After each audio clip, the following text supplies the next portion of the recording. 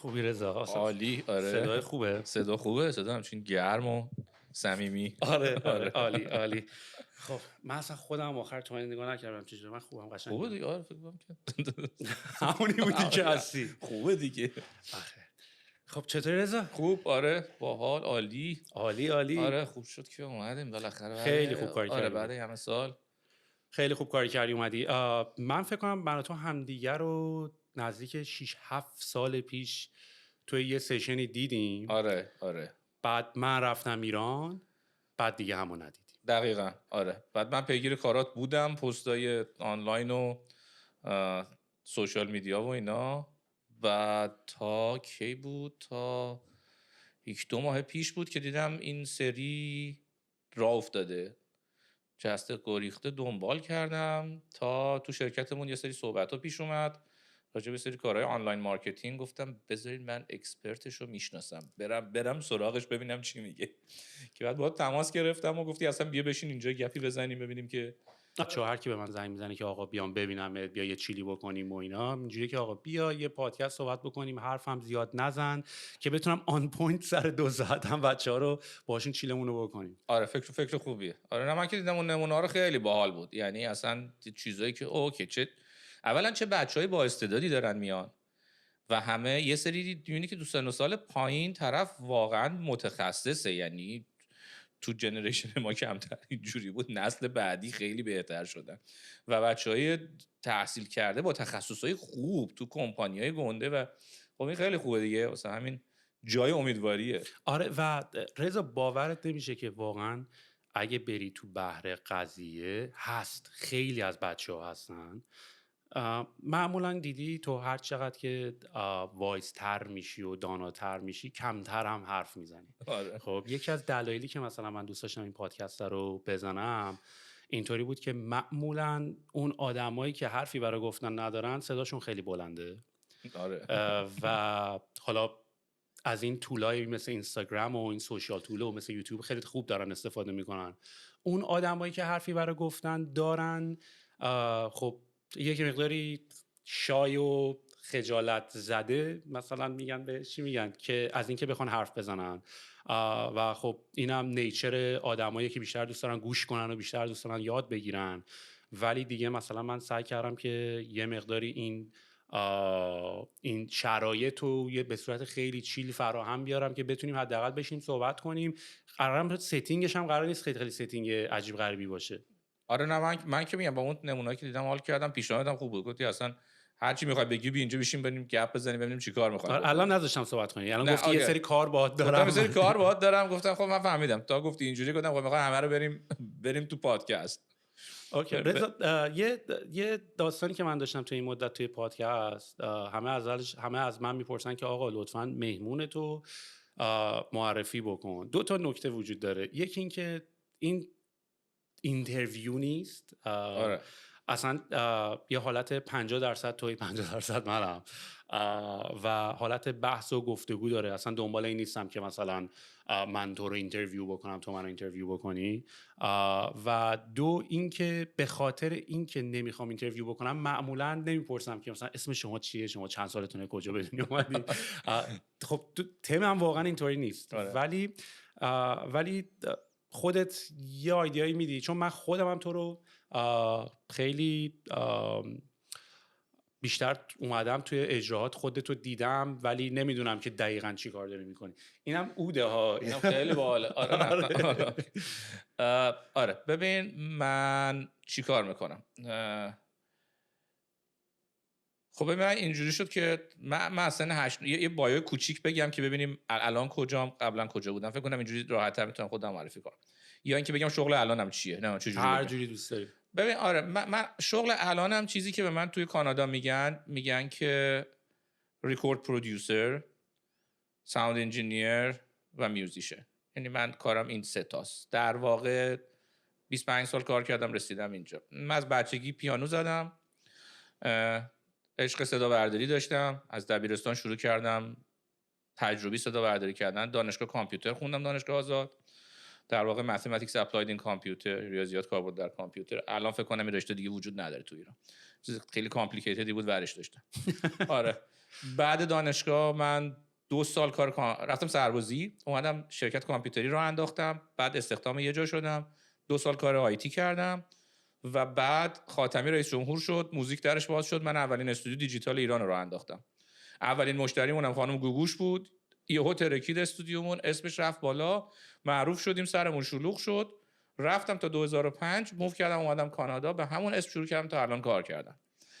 این در واقع یه بایوی خیلی سریع. اومدم اینجا به همون اسم بماهنگ استودیو خودمو دارم، جست و گریخته با ارگانیزیشن‌های مختلف کار کردم تا 2014 که استخدام کمپانی اسمال ورلد میوزیک شدم. یه ونیو تأسیس کردن، ونیو اینتیمیت کوچولو 100 نفره ولی اکویپمنت فوق العاده های اند. منو هایر کردن اونجا به عنوان تکنسین و اینی که اون سالن رو منیج کنم.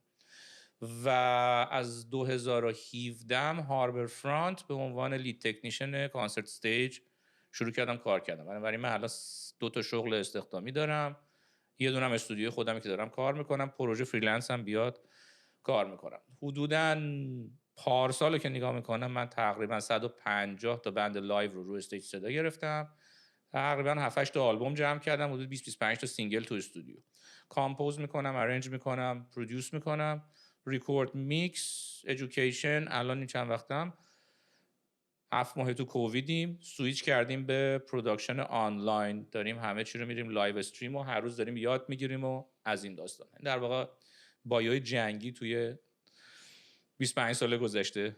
تو هم جزء اولین کسایی هستی که الان دارم باهات صحبت میکنم. من تقریبا تمام کسایی که الان تا باشون صحبت کردم با بچه‌ای بودین که تو دنیای تک بودن و تو دنیای مثلا تکنولوژی و استارتاپ و اینا بودن. البته من که خیلی این قضیه رو جدا نمیبینم، یعنی من خیلی نگاه نمیکنم به اینکه یک کاتگوری از آدما هستن که تو دنیای استارتاپ و تک هستن.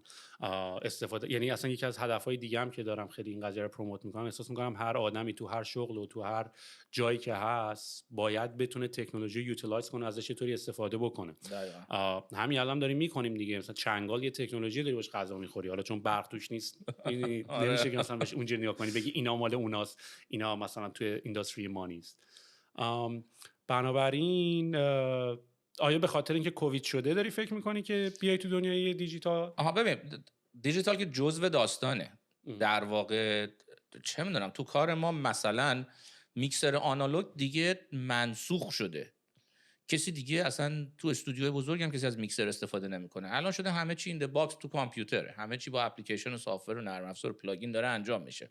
هنوز یه بخش از کار سخت افزار مونده، مثل میکروفون، مثل بلنگو، مثل هدفون، ولی 90% داستان رفته تو جعبه. بنابراین خب ما با همون تکنولوژی اومدیم جلو. منم چون بک‌گراند کامپیوتر داشتم خیلی سریعتر از آدمایی که کلا سیستم سنتی حالا از نظر موسیقی سنتی ولی سیستم ترادیشنال کار میکردن و به قول اینجا اولد اسکول بودن و من به جز آنالوگ با چیز دیگه کار نمیکنم، میکسر فقط آنالوگ، دوربین فقط فیلم. من اینجوری نبودم. من اول از همه آقا من میرم پلاگین، من میرم کامپیوتر. واسه همین خب ببین تکنولوژی همیشه ابزار دست بوده، هیچ وقتم درگیرش نبودم که وای این چقدر سخته، من چجوری اینو یاد بگیرم. همیشه فکر کردم آقا این اومده، من اینو باید تبدیل کنم به این وسط من ابزار میخوام.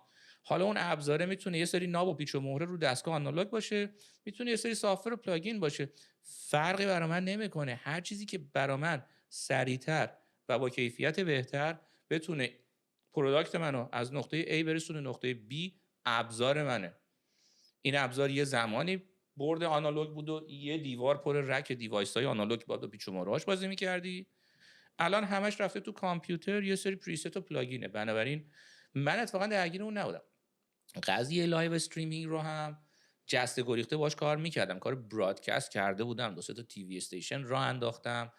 اینا رو در اشل برادکست جدی تلویزیون میدونستم که چه جوریه.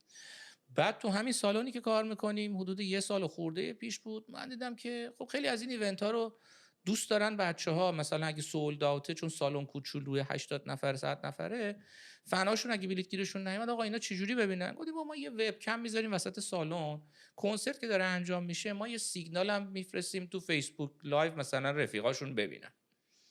و با همین یه دوربین من سر تا ماجرا رو هم آوردم، به خاطر اینکه اینا بلیت هم میفروختن، آدینس هم بود دیگه، خیلی نمی‌خواستیم وارد قضیه چیز بشیم. کووید که شد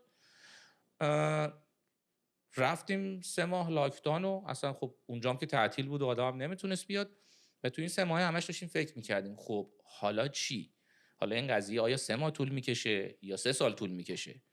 منی که کارم با آدینسه، با مخاطب، سالی 10-12 تا فستیوال دارم کار میکنم، هر فستیوال 30-40 هزار تا آدم داره میاد، این که ما دیگه نداریم اینو. حالا باید بشینیم خودمونو ترانسفورم کنیم به یه قضیه جدیدی. اومدم به هیئت مدیره شرکت گفتم آقا این سالونی که داریم دیگه ما آدم که نمیتونیم فعلا بیاریم توش، بیایم صندلی‌ها رو باید جمع کنیم، دوربین بکاریم، ویدیو سویچر بگیریم، اینترنت گیگابایت بگیریم، نور درست بگیریم، بریم لایو استریم.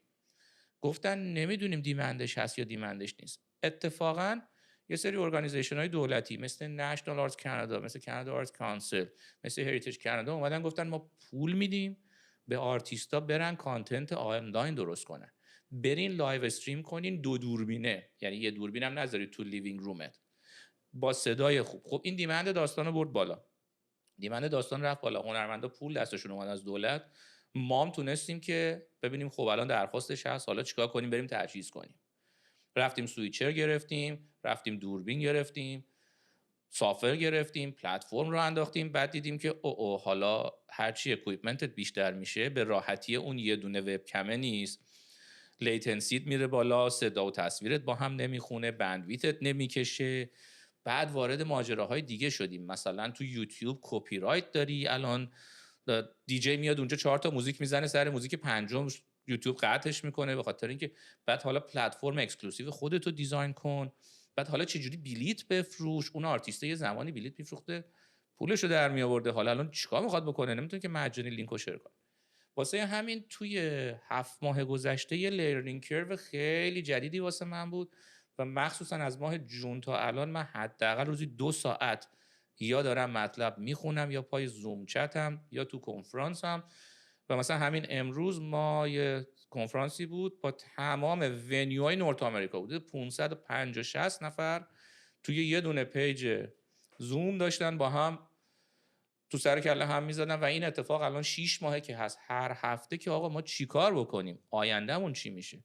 تو همین 2 ماه گذشته نزدیک 25 تا از بهترین سالن‌های تورنتو بسته شده، سالن‌هایی که 30 سال 40 سال کار کرده، اینا دیگه بر نمیگردن به حالت عادی. واسه همین حالا خلاصه سوالت اینه که این داستان همیشه تو ذهن من بود، ولی الان دیگه پلتفرم منه. من الان دیگه به جای اینکه برم فستیوال میکس کنم برای 20,000 نفر آدم بیاد اونجا تو هاربر فرانت فلان کنسرت رو نگاه کنه، نه دیگه این خبرا نیست.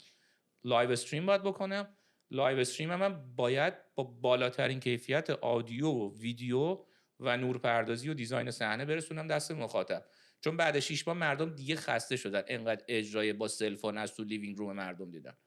میدونی این در واقع جایی که من الان وایسادم. نه عالیه و پروسه رسیدن به اینجا هم خیلی ارگانیکه، یعنی به عنوان اولا تو جزء افرادی هستی که اصلا کلا اینداستریت توسط کامپیوتر خیلی عوض شد، یعنی به قول تو از این هاردور خیلی سریع به سافتور سویچ شد و کلا مثلا وقتی میرم نگاه میکنید خیلی آخه از این مخترع این هاردورها مثلا خود پینک فلوید اینا رو هاردورها رو درست میکردن اصلا.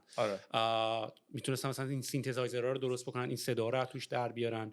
و اتفاقا من خیلی خیلی هم تحقیق کردم راجع به این که چه فرقی واقعا میون این قضیه هاردور و سافتور هست. حالا مسلما میتونی یه تیکه اشاره بکنی که مثلا سافتور اینطوریه هاردور اونجوریه، ولی آخرش نتیجه گیری که کردم احساس کردم اونایی که خیلی طرفدار هاردورن دارن سعی میکنن که یه جوری از هاردور همچنان دفاع بکنن و خب به خاطر اینکه هاردور باحالم هست میدونی. یعنی تو به جایی که مثلا وقتی داری پرفورم میکنی اجرا میکنی پشت یه سری مانیتور اسکرین باشی، حداقل دوست داری با یه پرفورمنس، حداقل دوست داری با یه چیزی مثل ساز کار کنی دیگه. مینیممش اینه که حداقل بتونی با دیوایسات کار کنی و بتونی با این نابا کار بکنی، که البته باید اعترافم بکنم که واقعا با سافر کار کردن با موس و کیبورد خیلی سخته. یعنی وقتی تو این نابا رو داری، تو این فیدرها رو داری، میتونی باشون کار بکنی، خیلی خیلی اتفاقات جالب و عجیب غریبی میتونه بیفته. منتهای مراتب تو الان تا چه مدت زمانی داشتین با هاردور کار میکردین و الان به خاطر این قضیه با سافر اومدین، یا نه خیلی وقت بود که حتی اصلا کار موزیک ساختن و پروداکشن و پرودیوسینگتون هم اومده بود روی سافر؟ آره نه، من جزو اولین کسایی بودم که رفتم رو سافر. یعنی حتی اون زمانی که من تقریبا همیشه میکسام رو تو کامپیوتر کردم، حتی اون زمانی که پلاگینا صدا اسباب بازی میداد. زمانی که تو ایران بودم یه رک مسترینگ داشتم، 2 تا اکوالایزر وینتیج مال 1960 خورده‌ای داشتم که پولتک بود برندش، الان نمیدونم خیلی پاپولاره، دونه $12,000 اینجا خرید و فروش میشه. کمپانیش دوباره بعد از 30 سال که بسته شده بود دوباره شروع کرده همون استایل ساختن، ولی با مدارهای جدید، استیبل تره، بدون نویزه. و من یه رک هاردور داشتم در مورد میکس، بنابراین میکسمو همیشه با پلاگین انجام دادم. آهنگسازی خب اون زمان سینتیسایزرها تو کامپیوتر خیلی قوی نبودن، چون خیلی رم و مموری میخوره و خیلی سی پی یو قوی میخواد. و من وقتی کار میکردم یه دونه رک 20 خورده یونیت زمین تا سقف و 4-5 تا کیبورد، سینتیسایزرها و ماجولام بود و اینا رو همه رو باید با هم سینک میکردی و صداها رو از این گرفتی. و من تا زمانی که تو ایران بودم اینجوری بود. زمانی که من اومدم اینجا زمان ترانزیشنی بود که سی پی ها قوی تر شد، کامپیوترها قوی تر شد، هاردورها بهتر شد و به جای اینی که اون نابا رو دلت تنگ بشه واسهشون، کنترلرش هم برات ساختن. یعنی همون رو وصل میکنی به کامپیوتر، همون فیدر رو بهت میده، همون حس و حال هم بهت میده. و دیگه از وقتی اومدم کانادا من فقط تو کامپیوتر کار کردم، بجز 2 قسمت ضبطمه که کماکان مایکروفون هم میره تو، پری امپ هم میره تو، آدیو اینترفیس هم و با کلاکینگ هم میره تو کامپیوتر. یعنی این قسمتش هنوز هاردوره. تمام پروداکشن هم تو کامپیوتر انجام میشه. بعد میریم تو قسمت مسترینگ که اون هنوز دیجیتالش نیومده، یعنی ممکنه 5 سال دیگه بیاد، ولی به خاطر قوانین الکترونیک مستر رو هنوز نمیشه توی دیجیتال انجام داد. علتش هم اینه که حالا یه خود علمی ترش بکنیم، تو زمانی که داری توی دیوایس آنالوگ، چه تیپ آنالوگ بود که من با تیپ شروع کردم یاد گرفتن، بعد سویچ کردیم اومدیم تو کامپیوتر، و چه میکسر آنالوگ کار میکنی، توی دیوایس آنالوگ تو هدرومت خطی میره بالا. تو سیگنال رو هر چی که پوش میکنی توی میکسرت، تو میبینی که اون مدار الکترونیکت داره خلاف جهتش بازی میکنه. یعنی تو سیگنالت اول یه کمی هات میشه، سچوریت میشه، یه کمی اووردرایو میگیره، بعد دیستورشن میگیره، بعد کلیپ میکنه. این فاصله خودش چیزی هولوش 20 دسیبله، یه داینامیک رنج خیلی وسیعیه. وقتی میره تو کامپیوتر داره 0 و 1 رو تبدیل میکنه. حالا ما شوخشو میکنیم، اون شعورش نمیرسه. نزدیک 0 دی بی که میرسی تو یا سیگنالت سالمه یا دیستورتی. اون بازه 10 15 20 دسیبلی که واسه همینه که خیلی ها میگن چیزایی که با آنالوگ ضبط شده و میکس شده صداش گرمتره، به خاطر اینکه اون آنالوگه داره پوش بک میکنه، تو هدروم داری، ریسکت خیلی کمتره. اگه من یهو سیگنالی رو بدم بالا این دیستورت نمیکنه، این صداش گرمتر و فت‌تر میشه. تو دیجیتال اون هدرومه مانع کارته، تو باید خیلی دقت کنی، حواست باشه همه چی رو بکشی پایین. واسه همین مسترینگ که ته کاره و اون جاییه که الان هر چی ترک میاد بیرون کی از کی لاودتره، اون کارش تو مسترینگ انجام میشه، اونو نمیتونن تو دیجیتال در بیارن، چون دیجیتال تا نزدیک 0 میرسه کلیپ میکنه. تو مسترینگ اینو برمی‌داری میاری تو دیوایس آنالوگ، اون آنالوگ اون بازه رو بهت میده، میتونی با اون کامپرسور آنالوگ فشارش بدی عقب. ولی من اونو ندارم، خودم نمیخوام داشته باشم. میرم فسیلیتی که داره پول میدم طرف، چون آلبومی که من 200 ساعت وقت گذاشتم ضبط کردم، ادیت کردم، میکس کردم، تو 5 ساعت مستر میشه. لازم نیست من برم $200,000 اکویپمنت بریزم تو استودیو برای اینکه فقط قسمت تهش رو انجام بدم. ترجیح میدم $500 بدم یکی برام این کارو بکنه. و این دنیای آدیو واقعا من وقتی وارد شدم خیلی برام جالب بود. یعنی یه بارم داشتیم با یکی از بچه‌ها راجع به همین موضوع صحبت می‌کردیم، این که وقتی تو دنیای مثلا گرافیک و 2D و 3D هستی و بعد یه وارد آدیو میشی، آدیو انگار مثلا 6 بعدیه، یعنی انقدر تو همه کاری با آدیو میتونی بکنی و کاری عجیب غریبی میتونی بکنی و میتونی آدیو رو بگیری بکشی، میتونی آره. همه کاری با آدیو میتونی بکنی و خیلی جذابه. آره ته نداره دیگه، واقعا ته نداره. آره هر روزم پا میشه یه چیز جدید اومده. و خب این پلاگینام در مورد پروسسینگ واقعا تا همین 7-8 سال گذشته صدای خوبی نمیداد. یعنی من باید روی یه میکس یه قطعه مثلا 15 ساعت کار میکردم تا صدای آنالوگ توش در بیارم. الان من تو زیر 5 ساعت صدایی که میخوام در میارم. چرا رضا؟ چون بخاطر فرق آنالوگ با دیجیتال تو این زمینه چیه؟ بخاطر اینکه اون موقع مثلا به خاطر هم مموری و سی پی یو بوده، یا توی هاردور یه اتفاق فیزیکالی داره میفته که تو همش. ببین یه کاری که جدید شروع کردن دیوایس های آنالوگ، دیوایس هایی که سیگنچر شد، یعنی صداشون جزو شخصیت موسیقی توی تاریخ شد.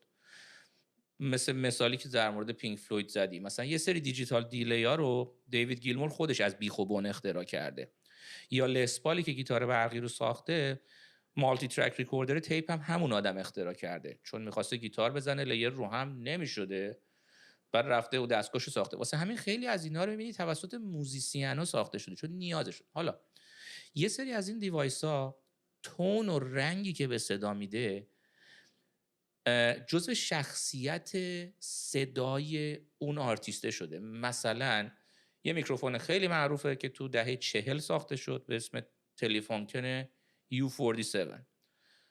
این اون زمانی بود که تلفونکن کارخونش آلمان بود، با نویمن با هم یکی بودن و اینا کپسولای میکروفونا رو میساختن. تو نت کینگ کول، الویس، فرانک سیناترا اولین کسایی بودن که توی میکروفون خوندن تو آمریکا. اون گرونتر میکروفونه که سرش هم گرده، توپل گنده است، انقدر میکروفونه. و این رنگش چون رنگ صدای فرانک سیناترا، یعنی فرانک سیناترا یا دیوید بووی تمام آلبوماشو توی تلفونکن 251 خونده که این زمان این فکر کنم میکروفون 251 فکر میکنم early 60s درست شد، تا آخر 70s هم ساختن، بعد دیسکانتینیو شد، دوباره از 2000 شروع کردن کمپانیشو تو آمریکا رو انداختن درست کرد. اینا رنگ و لعاب اون صدا هست. یه سری کامپرسور هست که تو میبینی آقا تمام کارهای باب دیلان یونیورسال آدیو LA2A سر راه وکالشه، بنابراین این رنگ اون کامپرسور است. پلاگین های کامپیوتر اولش که اومد اگه قرار بود یه چیزی کامپرس کنه فقط کامپرس میکرد، کاراکتر نمیداد. صدای سی پی یو اینتل میداد، صدای تیوب زیمنس نمیداد، 16 بیتی بوده صداش. آره صدای اون ترانسفورمر و ترانزیستور نمیداد. و بعد کاری که کردن خود کمپانی یونیورسال آدیو که بنیانگذار تکنولوژی آنالوگ بود 50-60 سال پیش، بیل پوتنام سینیور، نوش الان کمپانی رو داره بعد از چندین سال و پسرش، اینا شروع کردن همون دیوایس ها رو، تمام کامپوننت های الکترونیک توش رو اندازه گرفتن، عین همون رو سیمولیت کردن. یعنی رفتن 10 تا از اون کامپرسوره رو آوردن ببینن ولتاژ اینپوت و ولتاژ خروجیش و اون کپاسیتور و ترانزیستور و رزیستانس و تیوب این چه رفتارهایی داره، تک تک اون رفتارها رو سمپل کردن توی این پلاگین جدید گذاشتن. بعد دیدن کامپیوترت نمیکشه اینو پروسس کنه، کامپیوتر جون نداره، تو یه آیناین هم که داشته باشی روی کامپیوترت نمیتونه. اومدن چیکار کردن؟ گفتن خیلی خب ما DSP اکسلراتور درست میکنیم، دیوایس اکسترنال ساختن، خود اون 8 سی پی یو داره، کار اون فقط اینه که این پلاگین رو پروسس کنه. تو اون رو میخری تاندربولت یا یو اس بی 3 وصل میکنی به کامپیوترت، پلاگین تو اون ران میکنه، بنابراین بارم از رو کامپیوترت برمی‌داره. هرچی این تکنولوژی بیشتر رفت جلو دیدن که خب حالا میتونن دیوایس های آنالوگ رو شبیه تر به صدای اصلش سمپل بگیرن. بعد اتفاقی که افتاد چی بود؟ 3 تا خاصیت داشت. اینه که تو اگه اون دیوایس آنالوگ وینتیج رو هنوز داشته باشی چند تا مشکل داره. اولا اینه که مینتیننس میخواد، دیوایسی که 40 سالشه لامپش بسوزه از کجا میخوای بیاری؟ استیبل نیست، دیوایس تیوب رو میای روشنش میکنی، میکروفون رو بهش وصل میکنی، الان یه جور صدا میده، بعد 3 ساعت گرم میشه، وسط ضبطت یه ریخت دیگه صدا میده. دقیقاً. و بعدش هم نویز فلورش زیاده. درسته رنگ و آبش قشنگه ولی نویزیه. و بعدش هم من اگه بخوام یه قطعه رو میکس بکنم 20 تا ساز داره توش میزنه، رو هر خطش بخوام یه دونه اینا بذارم یه دیوار از اینا میخوام، با دوتا کارم راه نمیافته. خب هر کدوم بخوام $2500 پولشو بدم کجا نگه دارم این همه پول؟ اینداستری موزیک هم باجتش داره میاد پایین، کسی کار نمیخره. واسه همین پلاگینه داره بهتر میشه، پروسسوره داره قوی تر میشه، اون آدمایی که خودشونم اون آنالوگ ساختن دارن دیجیتالشو بر اساس آنالوگ سیمولیشن میسازن. واسه همین تکنولوژی داره بهتر و بهتر میشه. و خیلی از پرودیوسرایی که اسم و رسم گنده دارن، مایکل براور که من خودم بیگ فنشم، آلبوم کولدپلی که گرمی برد و میکس کرد، ولی آلبوم آخر بانجووی رو داره الان میکس میکنه، بعد 40 سال تمام استودیوشو فروخت رفت تو کامپیوتر. همین الان استودیوشو چند روز پیش گذاشته برای حراج. دیوایسی که تو 40 سال جمع کرده، من نمیخوام اینا رو دیگه، استیبل نیستن، من دوست دارم همه چی جمع توی کامپیوتر، بلندگوی خوب تق روشن کنم، پلاگینا دیگه به اونجا رسیدن و قیافش هم همونو گذاشتن، یعنی عین فیس اون دیزاین آنالوگش رو گذاشتن با همون نابا و تو همونو داری استیبل تر، کلین تر و ارزون تر. آره اینترفیساش هم واقعا سکسیه، یعنی واقعا دوست داری باهاشون ور بری. یه نکته گفتی تا الان که داشتی همینجوری میگفتی داشتم بهش فکر میکردم و تا حالا از اون دید بهش نگاه نکردم، این بود که گفتی بعضی از میکروفونا واقعا سیگنیچر بعضی از خواننده‌ها شدن، یعنی اون رنگ و لعابی که اون میکروفون به اون صدا داده دیگه سیگنیچر اون شخص شده. دقیقاً. آره و یه سری هستن، مثلا سلین دیون همیشه توی سونی C800 خونده، اینو میدونیم. برایان ادمز همیشه تو U67 خونده. جیمز هدفیلد همیشه تو SM7B میخونه که خیلی از استودیو برادکست هم ازش استفاده میکنه. آره واسه همین اینا رنگ اون خواننده هست، یعنی اون دیگه جزء داستانه. تو موسیقی سنتی خیلی‌ها میگن آقا تار، صدای تار لطفی که تو استودیوی بل تو ایران سال 65 ضبط شده رو دیگه نمیده. گفتم اون میکروفون U67 که رفته تو پریامپ یه میکسر نیو وینتیج، تو همون ترکیب و الان بذار جلوی تار همون صدا رو میده، چون اون ترکیبه رو تو نمیتونی.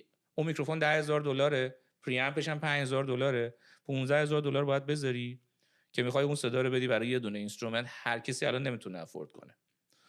آره ولی این هست، خیلی از موزیسینا کل کریرشون رو توی یه میکروفون خوندن. و خب خیلی از آرتیستام به خاطر این تکنولوژیکال ادوانسمنت اصلا شروع شد. یعنی فکر میکنم دپچ مود یکیشه. که دپچ مود که اصلا جدا از بحث موزیک و بند بودن، اون دیو گاهان اصلا کلا یه عجوبه تو اوارد گرفته فقط برای نوع صداهایی که تونسته بسازه. آره خیلی از اینا اصلا دیوایساشون خودشون ساختن. همون یه دونه هم هست، پروتوتایپ هم هست. یعنی لینکین پارک و اینا هم فکر می‌کنم تو حالا بندایی که مثلا یه مقداری جوانانه پسندتره، اونا هم همه به خاطر این تکنولوژیکال ادوانسمنت همین چی الکترونیک شدن به وجود اومدن. آره 9 اینچ نیلز یکی از اونا بود، رادیو هد که دیگه و همون کاری که خب تو دهه 70 هم پینک فلوید کرد دیگه. ولی قدرت منیفست کرد، چون این آدما برای آرتیست بودن ولی به واسطه تکنولوژی تونستن خیلی راحت‌تر خودشون رو منیفست بکنن. یعنی من بپرسید رضا مثلا تو چی کار میکنی، من جواب خاصی ندارم. من به من اکویپمنت بدی، دوست دارم با ساز خودم رو منیفست کنم و توی صدا درم. به من یه طول ویژوال بدی، دوست دارم باش تصویر بسازم.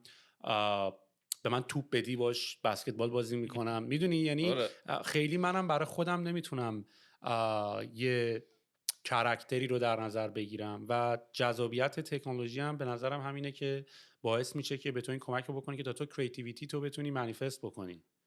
آره همین دیگه، یعنی ابزاریه که خیلی از موزیسینا هست، یعنی خیلی از موزیسینا ولی خیلی از گروه هستن که اصلا طرف سازی نمیتونه بزنه، با کامپیوتر داره کار میکنه. مثلا دد ماوس چند تا آلبوم اولشون همه رو با کیبورد کامپیوتر تایپ کرده، بعدن رفته مثلا معروف که شده تا شروع کرده پیانو یاد گرفتن. خب و تو قدیم هم همین جوری بود. مثلا گروه کرافت ورک هم نوازنده های چیزی نبودن، با دیوایس الکترونیک کار میکردن ولی خودشون پروتوتایپ برای خودشون ساخته بودن، یا کمپانی والدورف برای اینا ماژولای سینتزایزراشون رو میساخت. یه سینتزایزری بود که اوایل 80 اومد به اسم سینکلاویه که اون موقع 140-150 هزار دلار قیمتش بود و کمپانیش که ساخت همون موقع 4 تا موزیسین سفارش دادن که براشون بسازه.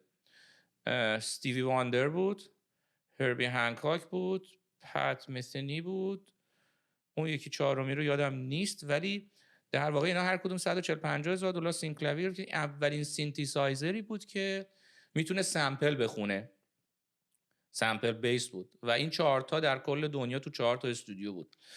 کوینسی جونز یعنی این 4 نفر رفتن به سینکلاویه سفارش دادن، گفتن آقا ما اینو میخوایم، 150 هزار دلار 140 هزار دلار 79 78 هم خیلی پول بوده، ولی خب اینا میتونستن افورد کنن که اونو بگیرن.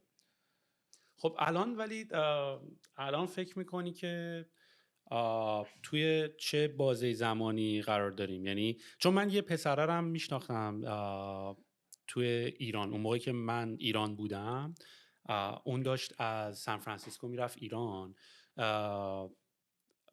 مظفر اسمش بود، یه پروژه داشت میخواست بره ایران و میخواست بره تمام جاهایی که خیلی آنونه تو ایران و سازایی که دیگه یواش یواش دارن چون مثل اینکه زمان قدیم سازا اینطوری نبوده که مثلا تو ضبطش بکنی، ریکوردینگ تولز و اینا نبوده دیگه، یعنی سازایی که مثلا بومی بودن و ساخته میشدن واقعا سینه به سینه میرفته. آره. یعنی یارو به پسرش درس میداده، به پسرش درس میداده و مظفر برنامه‌اش این بود که میگفتش که یواش یواش یه سری از سازای فوق العاده، سازای اصیل داره دیگه از بین میره، چون آره.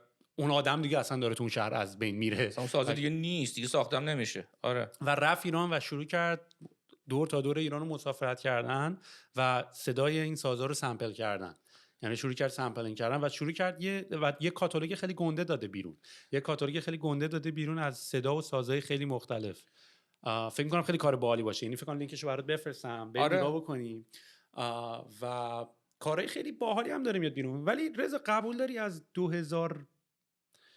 2005 به بعد استیت آف میوزیک خیلی جذاب نیست، یا هست به نظرت؟ یا آرتیست های باحالی هستن ولی احساس میکنم که یه چند سالی هست که دیگه موزیک خیلی اون رنگ و رو رو نداره. ببین فرمش عوض شده ولی کماکان باحاله. یعنی شاید هم به خاطر اینکه ژانر موزیکی که من دنبالشم و کار میکنم جدیداً فرق داره، چون من الان بیشتر تخصصم شده روی ورلد میوزیک و جاز و نئوکلاسیک و مینیمال الکترونیک و اینا، و توی اینا خب خیلی آرتیستای خوبی اومدن. یعنی اون مینستریم پاپ و راک رو باهات موافقم، به خاطر اینی که شاید سلیقه ما نیست، ولی نه مثلا من هیپ هاپ گوش نمیکنم، ولی جنریشنی که هیپ هاپ گوش میکنن میدونی کانیا وست و جیزی و دریک و اینا گوش میکنن، خب اونا خیلی الان دارن حال میکنن، یعنی دیگه دریک خداشونه. آره. و حالا این کاراکترهای اجتماعیشون هم اینی که دریک چه آدم الان چقدر داره جامعه فقیر سیاه‌پوست نشین جین و فینچ تورنتو رو داره ساپورت میکنه، گرانت داره میده، کلی از درآمدش رو داده، اصلا قراردادش رو با تمام کمپانی‌های آمریکا کنسل کرد، اومده اینجا داره همه بچه‌های مناطق فقیرنشین سیاه‌پوست رو استخدام کرده تو کمپانیش کار کنن، باشگاه رپترز رو داره سرمایه‌گذاری میکنه، استودیوم رپترز الان به اسمشه.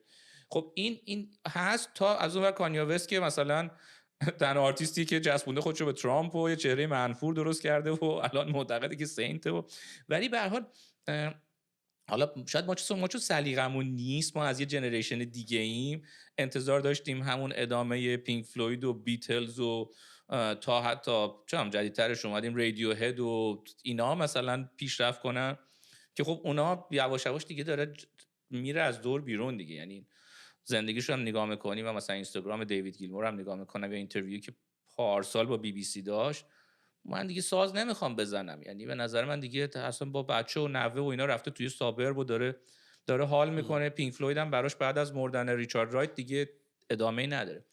ولی توی موسیقی ورلد میوزیک خیلی اتفاقات گنده داره میفته. یعنی یه نوابغی دارن میان و فرم موسیقی داره عوض میشه و آوردن الکترونیک و بکینگ ترک با سازهای اتنیک کشورها و آوردن این آرتیستا کاری بود که 3 دهه پیش فقط مثلا پیتر گبریل و اینا در یه حدودی میکردن، ولی الان خیلی بازارش بازتر شده. کنسرتاش هم از یک کلاب 20 نفره رسیده به ونیوهای 15 20 هزار نفره و به نظر من اون قسمتش داره خیلی خوب پیش میره. ولی اینی که میگی آره، اون مینستریم پاپ و راک ازش افتاده. ما هم که اگه اهل هیپ هاپ و اینا نباشی، چون آلترناتیو حیف بود، یعنی موسیقی آلترناتیو دیگه الان وجود خارجی نداره.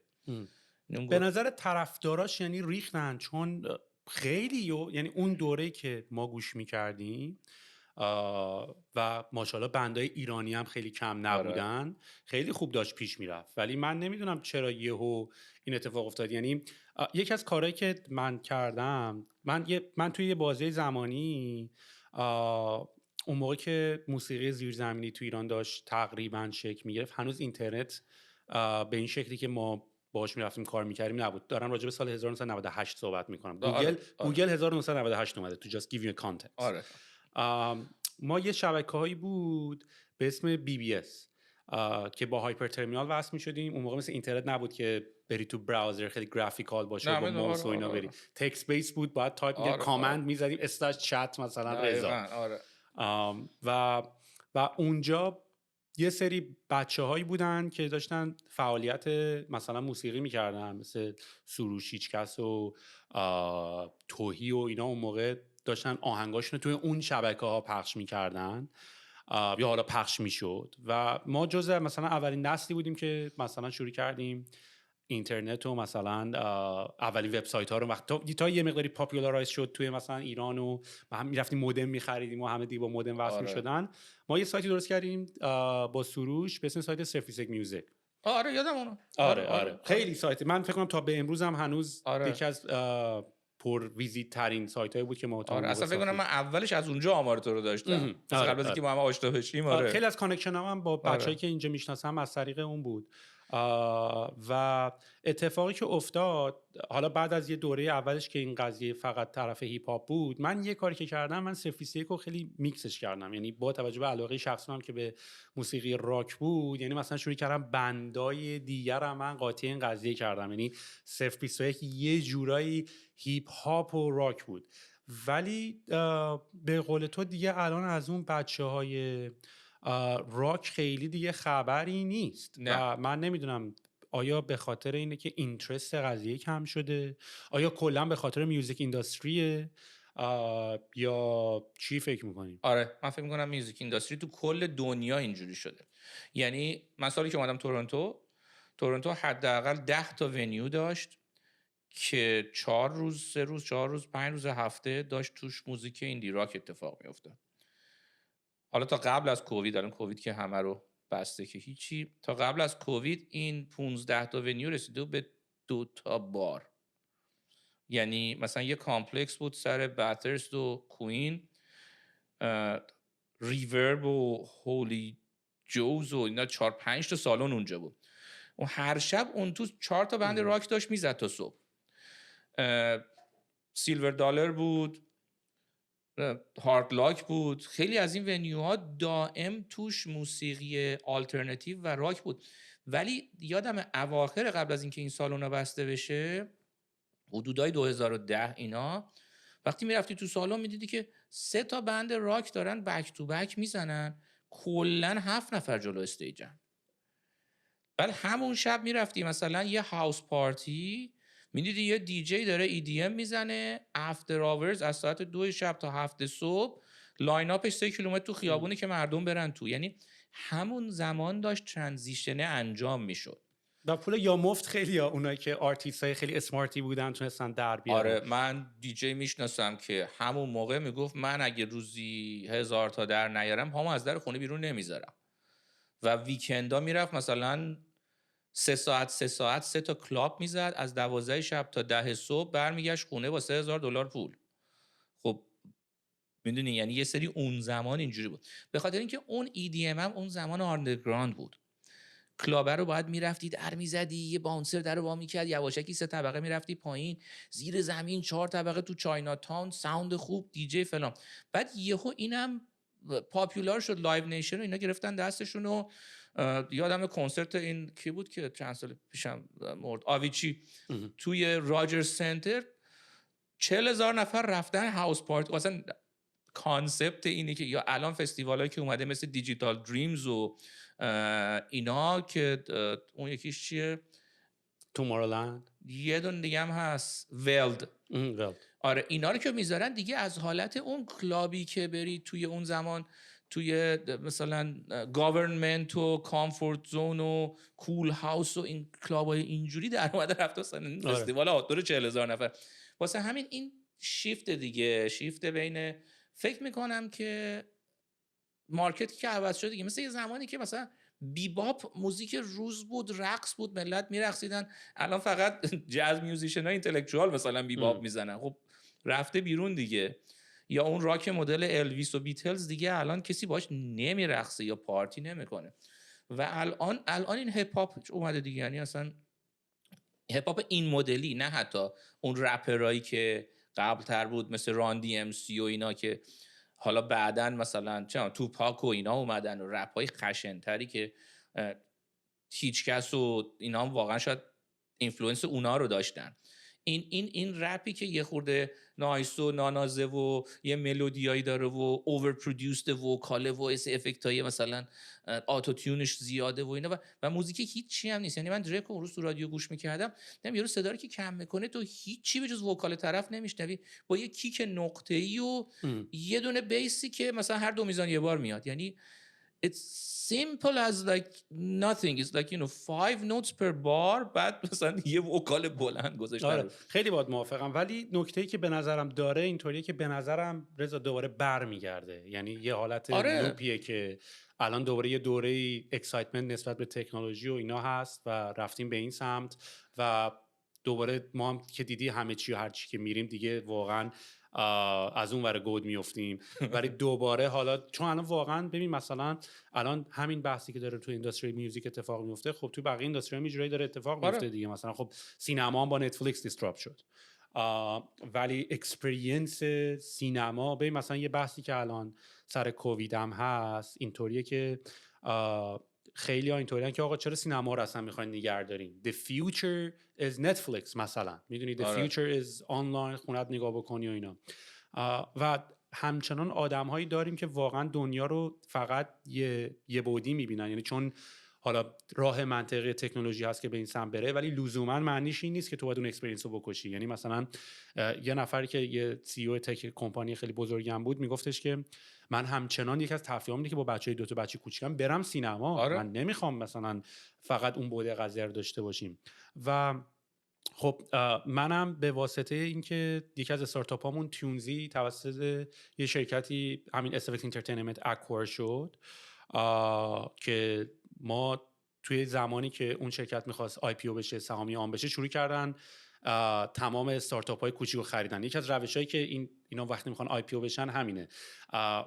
معمولا وقتی میخوان سهامی عام بشن این شرکت‌های کوچیک مثل بیتپورت و چند تای دیگه که مثلا میخوان توش پول درارن، کاری که میکنن شروع میکنن که یهو مجموعه 4-5 تا شرکت کوچیک رو با هم میخرن، ولی مجموع ولیو این 5 تا شرکت خرید مثلا اگه هر کدومشون مثلا $2 میلیون، مثلا 5 تاش $10 میلیون نمیشه، 5 تاش میشه مثلا $14 میلیون. یعنی سام همشون ارزشش خیلی بیشتره. و اینا شروع کردن کمپانی ما رو اکوایر کردن، بیتپورت رو خریدن، $50 میلیون فکر کنم بیتپورت رو خریدن. آیدینتی رو خریدن که آیدینتی پرنت کمپانی تومورلند و چند تا پارتی های دیگه که توی اروپا داره برگزار میشه.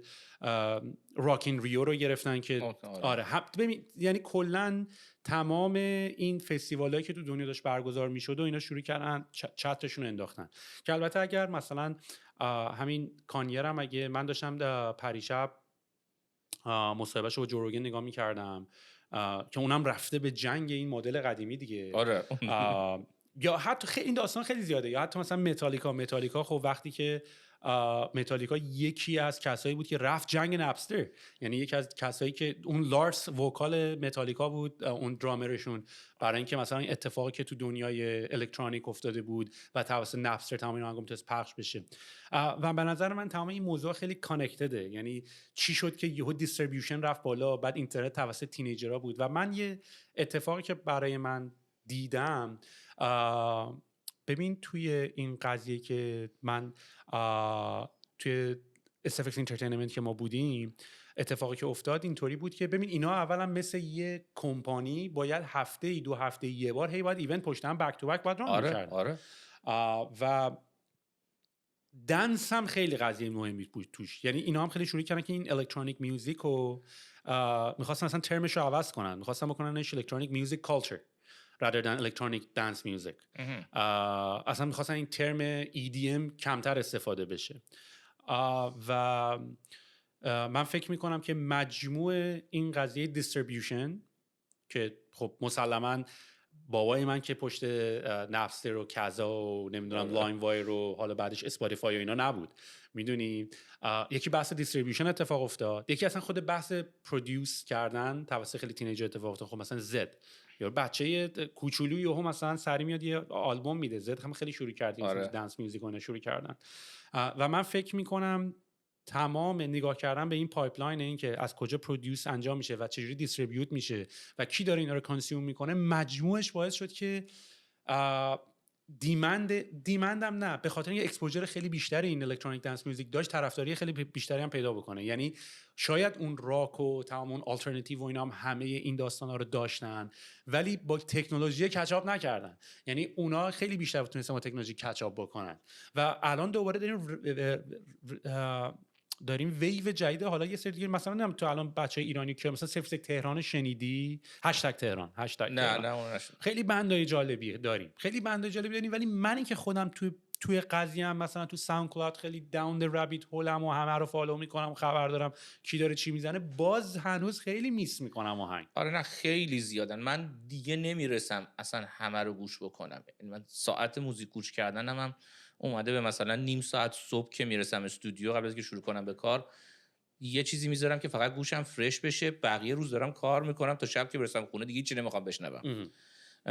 آره واسه همین من در واقع شده، حالا کوزه شکسته غلطه، ولی من فقط پروژه که خودم کار میکنم و یه جوری میرسم گوش کنم، ولی گوشم رو با موزیک روز فرش نگه میدارم که بدونم که حالا ساوند روز چیه، چه جوریه.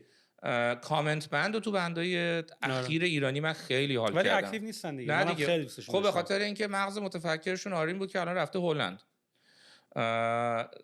دیگه. آره و یه اتفاقات بامزه افتاد، مثلا این گروه کی بود، کاکو بند، مثلا خیلی باحال بودن اونا. من کنسرتشون رفتم میرم. آره مثلا چیز عجیب غریبی و تکنولوژی همه، مثلا اپل کامپیوتر جلوشون، سیکوئنسرها یا مثلا سیروان خسروی کارهایی که میکنه خیلی من مخصوصا اینکه روی پشت بوم توی یکی از برجای تهران خونده بودن خیلی عالی بود. من خیلی حال کردم و من خیلی دقت میکردم، واقعا داشتن لایف پلی میکردن. آره پروداکشن ها خب خیلی خوب بود و من اصلا با بچهای تو ایران که صحبت میکنم اینم که استودیوهایی تو تهران تو همین 7-8 سال گذشته راه افتاده که من عکساشو نشون آدمای پیشکسوت اینجا میدم، مثلا یه همچین چیزی تو تهرانه، مثلا تو نیویورک همچین استودیو مثلا 2 تا بیشتر ازش نیست. واسه همین خب آره پروداکشن رفته جلو، ولی واقعیتش اینه که موسیقی برای اینکه پیشرفت بکنه به نظر من به 2 تا چیز، یعنی اینفراستراکچر موسیقی ما و زیر ساخت و زیر بناش 40 سال ایراد داره، به خاطر اینی که 2 تا از مهمترین عاملاشو ما نداریم تو کشور: آموزش و میدیا. مجوز ما مجوز نداریم. حالا مجوز رو میشد گرفت. منم تو ایران اصلا من میتونم کتاب خاطراتم رو با وزارت ارشاد که من چجوری به مجوز میتونم برای کارمون بنویسم و ما از توش جوک در آوردیم، جوک ها در آوردیم، چجوری ما برای یک کاری مجوز گرفتیم. ما استودیو ضبطمون رو می‌خواستیم راه بندازیم، 2 سال و 2 ماه و 2 روز طول کشید ما از ارشاد مجوز بگیریم. آخر سر رفیق ما که مدیر عامل استودیو بود فرستادیم شد آقا برو زحمت بگیر، چون با آدم مجرد مجوز کمپانی فرهنگی هنری نمیدن. حالا البته ازدواجش موفق بود و الان زندگیش رو به راه، ولی اینی که آقا تو بیا برو زن بگی چون ما هممون مجردیم به ما مجوز نمیدن، یعنی در اینقدر مسخره بود. ولی مسئله اینه که این دوتا عامل، یعنی ادویکیشن سیستماتیک توی مدرسه از بیخ و بن، هرچی آرتیست من میشناسم از یه های اسکول بند شروع کرده. هیچ کسی نیومده مدرسش تموم بشه کادوی قبول شدن دانشگاه باباش براش گیتار بخره تازه سر 18 سالگی بره کلاس یاد بگیره آکورد چیه. اینا تو مدرسه تو 18 سالگیشون 16 سالگیشون یارو کورت کوبن بوده، یعنی وقتی اومده بیرون فقط آماده بوده بره پولشو جمع کنه و پول تو جیبیاشو بذاره بره استودیو آلبوم اولشو بزنه هیت رکورد راک تاریخ بشه. یعنی مثلا و تو میدیا نداری، یعنی 40 سال ساز نشون نداده تلویزیون. خب اینا باعث میشه که هر چقدرم که استعداد اونجاست، این استعدادا مسیر درست که نمیرن که خود چقدر آدم میتونه خود ساخته باشه. فکر کن آقا من دانشگاه نرم، مدرسه‌ام نرم، بخوام بشینم تو خونه خودم کتاب بخونم، تا یه جایی موفق میشه دیگه. مثلا سر همین بحث لایو استریمینگ که الان داریم میکنیم، من شروع کردم یوتیوب نگاه کردن، ویدیو دیدن، آنلاین خوندن، به جای رسیدم که آقا یه چیزایشی که من نمیفهمم، یعنی من احتیاج دارم یه آدم کننده حرفه‌ای که کار ندارم اون چجوری یاد گرفته ولی اون الان داره یه برادکست استودیوی گونده رو میچرخونه، بیاد من یاد بده. رفتم دارم ساعتی $100 به بابا پول میدم، بیاد من فقط با زوم بگه که ستاپ OBS تو این کارو بکن، بندویتت اینجوریه، وی پی ان تو این کارو بکن. یعنی به نظر من ادویکیشن لازمه. اتفاقی که تو ایران داره میفته اینه. و حالا این مجوزم دلسردی آدماست. شهرام شهرباف بعد 20 سال نتونست مجوز بگیره کنسرت اوهامو بده.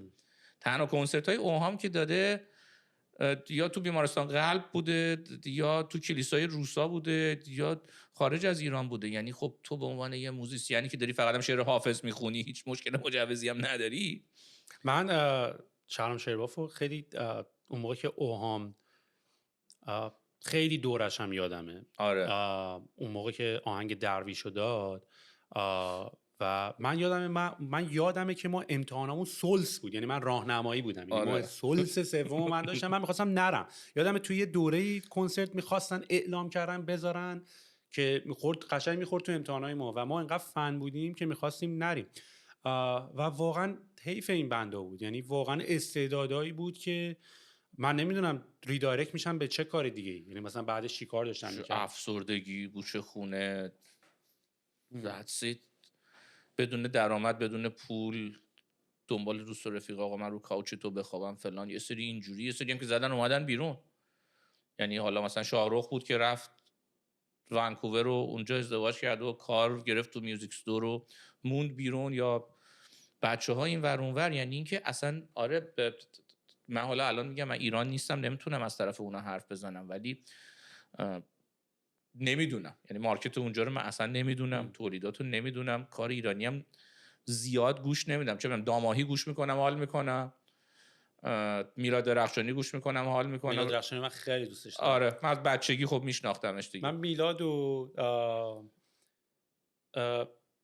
من اولین باری که از کانادا برگشتم ایران به خاطر اولین بار که نه، چون خیلی وقت نیست داره کنسرت میذاره، بیشتر مثلا 7-8-10 سال بیشتر نیست داره کنسرت میذاره، به خاطر اولین کنسرتش من رفتم ایران.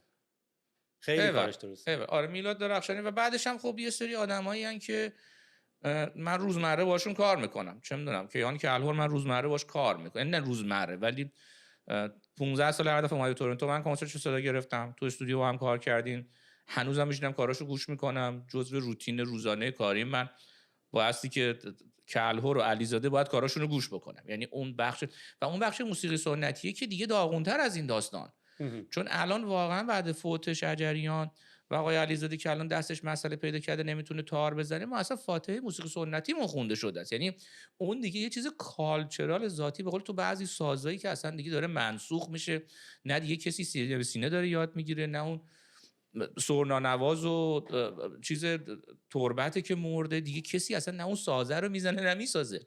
یعنی ما وضعیت موسیقی فولک و سنتیمون اسفبارتر و خیلی خرابتره تا ولی من فکر میکنم توی دنیای فیوژن و تلفیقی بتونیم یکم زندهش نگه داریم. قبول دارم اون اصالتشون نداره. خب کاری که منم سعی کردم 25 ساله بکنم، یعنی من اووردم تو اون فرمه.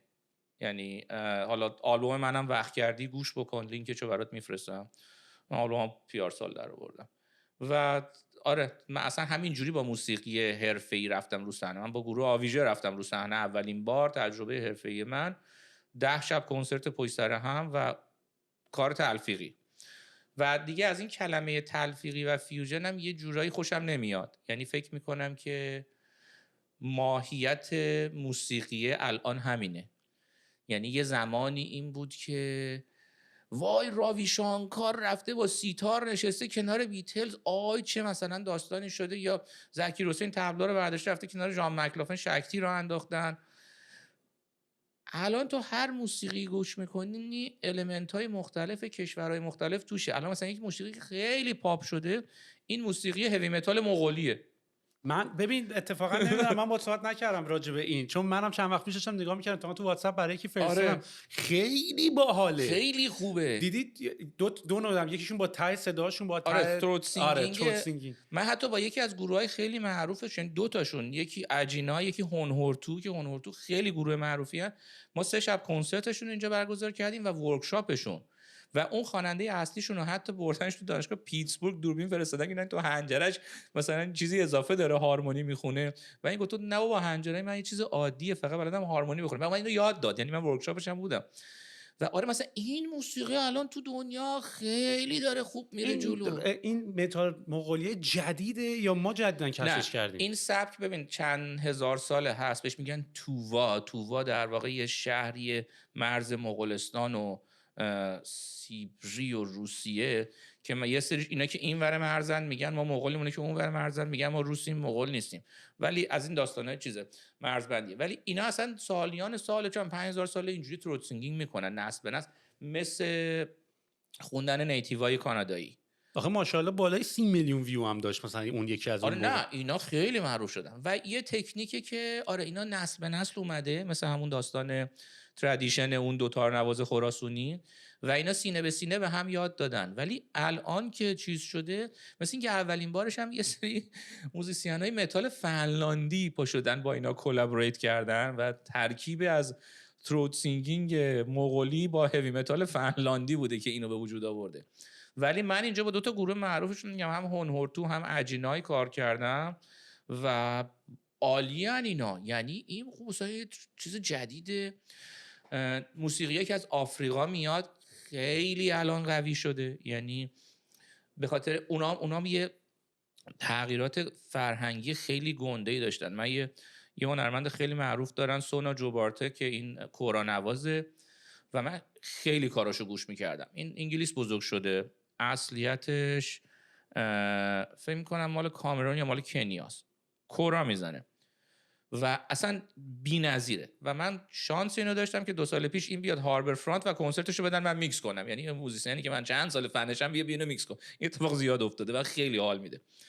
و بعد زندگیش که میبینی اینه که خب این تو شهری که به دنیا اومده پدرش کورا میزنه، پدر بزرگش کورا میزده، عموهاش میزدن، ولی زن اجازه نداشته دست به ساز بزنه. و یه شب نصف شب بوده این یواشکی میرفته ساز باباه رو برمی‌داشته میزده. این مثلا 4-5 سالش بوده میزده، باباه با صدای ساز بیدار میشه، میره نگاه میکنه این بچه مادرش وایساده بالا سرش با ترس و لرز، این هم داره کورا میزنه. باباه میگه تو نباید اینجا بمونی، یه کازین داره که 10 سال از خودت بزرگتره، انگلیس میفرستند برو پیش اونجا برو مدرسه موزیک که این بتونه این سازو یاد بگیره. و بعد الان خب که حالا این شده 30 خورده سالشو داره این سازو میزنه و انگلیس فوق لیسانس موسیقی گرفته و معروف شده و کاندید گرمی شده، حالا برگشته رفته تو اون شهرشون داره به زنا کورا یاد میده. یعنی خود آفریقا هم درگیر این داستان شده. 30 سال پیش زن اجازه نداشته کورا بزنه، الان میتونه بزنه. یعنی این اتفاق فرهنگی که خب متاسفانه تو ایران هنوز زن نمیتونه بخونه، ولی و خب ببین این اتفاقایی که داره و اون حالا اون ساز سنتی کورا رو برداشت دور دنیا داره باش تور میکنه. تو کانادا هم که میاد نگاه میکنیم 2/3 آدینس اصلا آفریقایی نیستن، سفید پوست کانادایی هم میاد با اون ساز حال میکنه. یعنی خود یا کاری که کیهان کلبر با کمونچه میکنه، این با یه کمونچه الان تو به هر کانادایی که بگی آقا 2 هنرمند ایرانی رو اسم ببر، میگه گوگوش کلهر، این 2 موزیسین، یعنی اینجوری میشناسن. و اندی اندی هم خیلی پاپولاره. واسه همین یعنی اینجوری، یعنی مثلا اینکه کیهان کلهر این کمونچه رو به همه دنیا معرفی کرد، مثل کاری که عباس کیارستمی با سینمای ما کرد. میدونی یعنی این قضیه و دیگه هم نمیشه بهش گفت تلفیق، من بهش میگم یه گفتگو. این میشینه کمونچه‌شو میزنه، اون تریو جاز رامراند هم میشینن جازشون رو میزنن.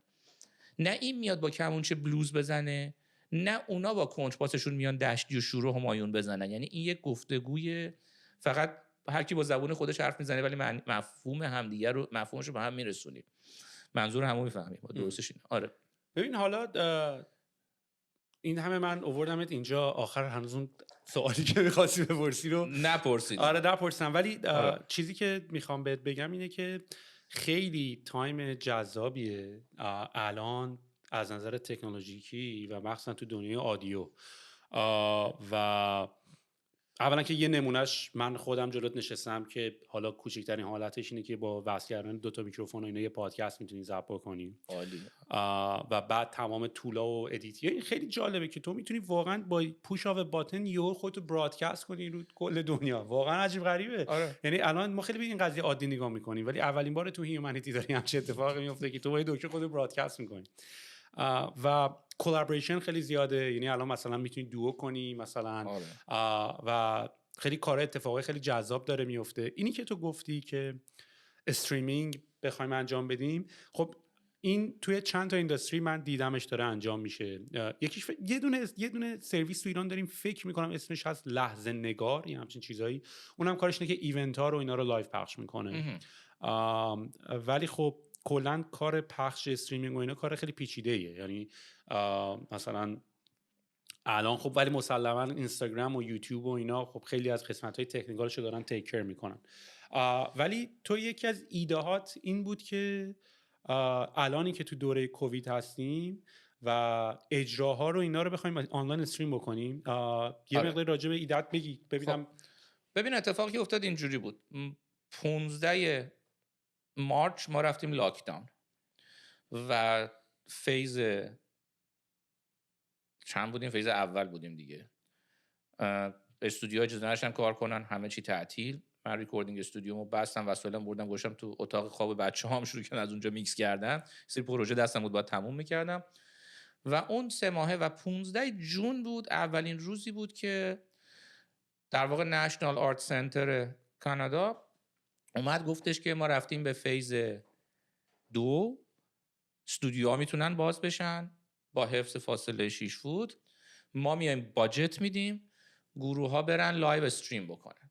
و من چون یه سالن دستمه دارم میچرخونم، و من گفتن که آقا ما 4 تا گروه میخوام بیان اجرا بکنن. گفتم که اوکی، بذار من خود برم یاد بگیرم ببینم چه خبره. یعنی از سالن استفاده کنن آره. که لایو. آره. چون اونجا امکانات صدا برداری خوب داریم، ریکوردینگ خوب داریم، میکروفونای خوب داریم، دوربینای خوب داریم، سویچر نداشتیم، اینترنتمون هم ضعیف بود.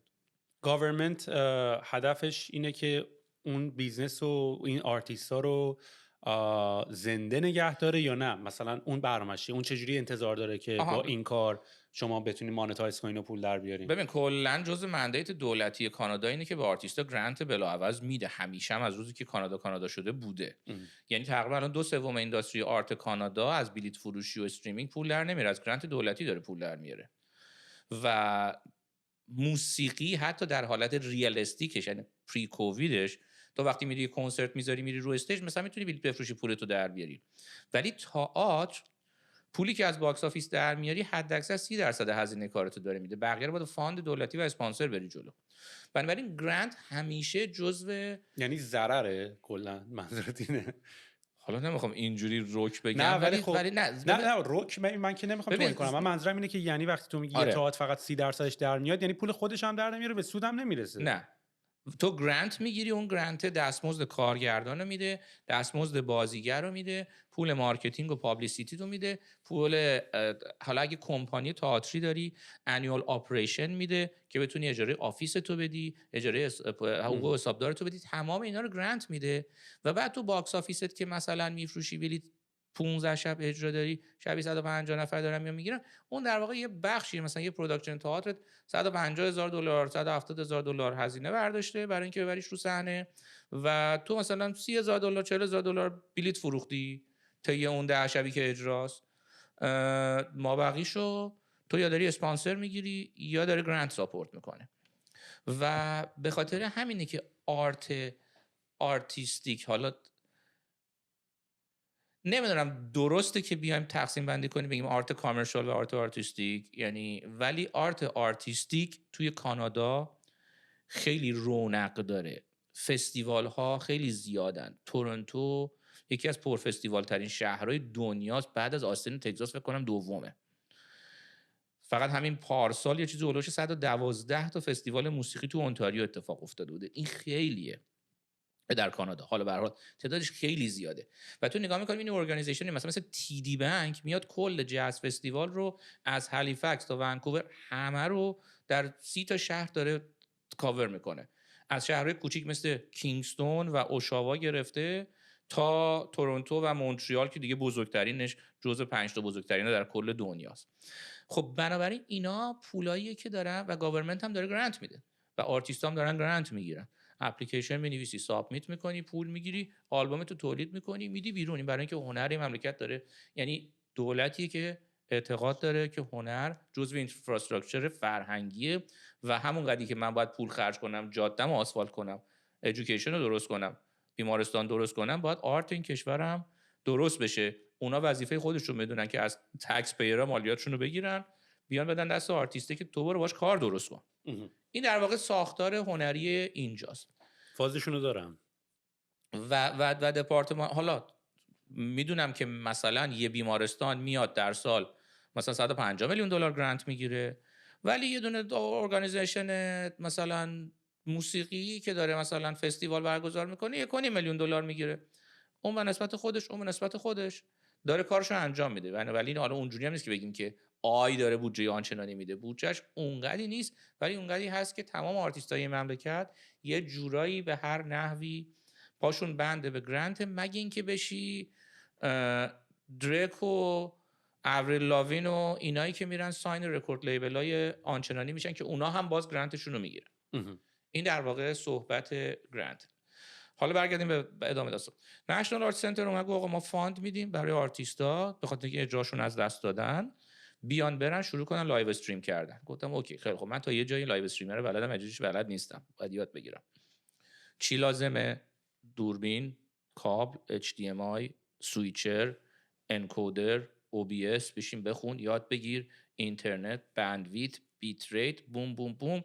یه دونه سویچر رولند گرفتم که همه کارا رو خودش میکرد، یه USB 3 به من میداد به عنوان وبکم، من اونو خروجی میزدم به کامپیوتر، همونو لایو استریمش کردم. بندویت اینترنت نمیکشید، ناچار شدم 480 برم، ولی خوشبختانه به جز یکی دو تا گلیچ خیلی اسموت رفت جلو.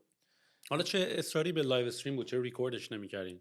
اونا میخواستن که لایو باشه به چند دلیل. این مندیت گاورمنت بود. این مندیت اون بود. آره.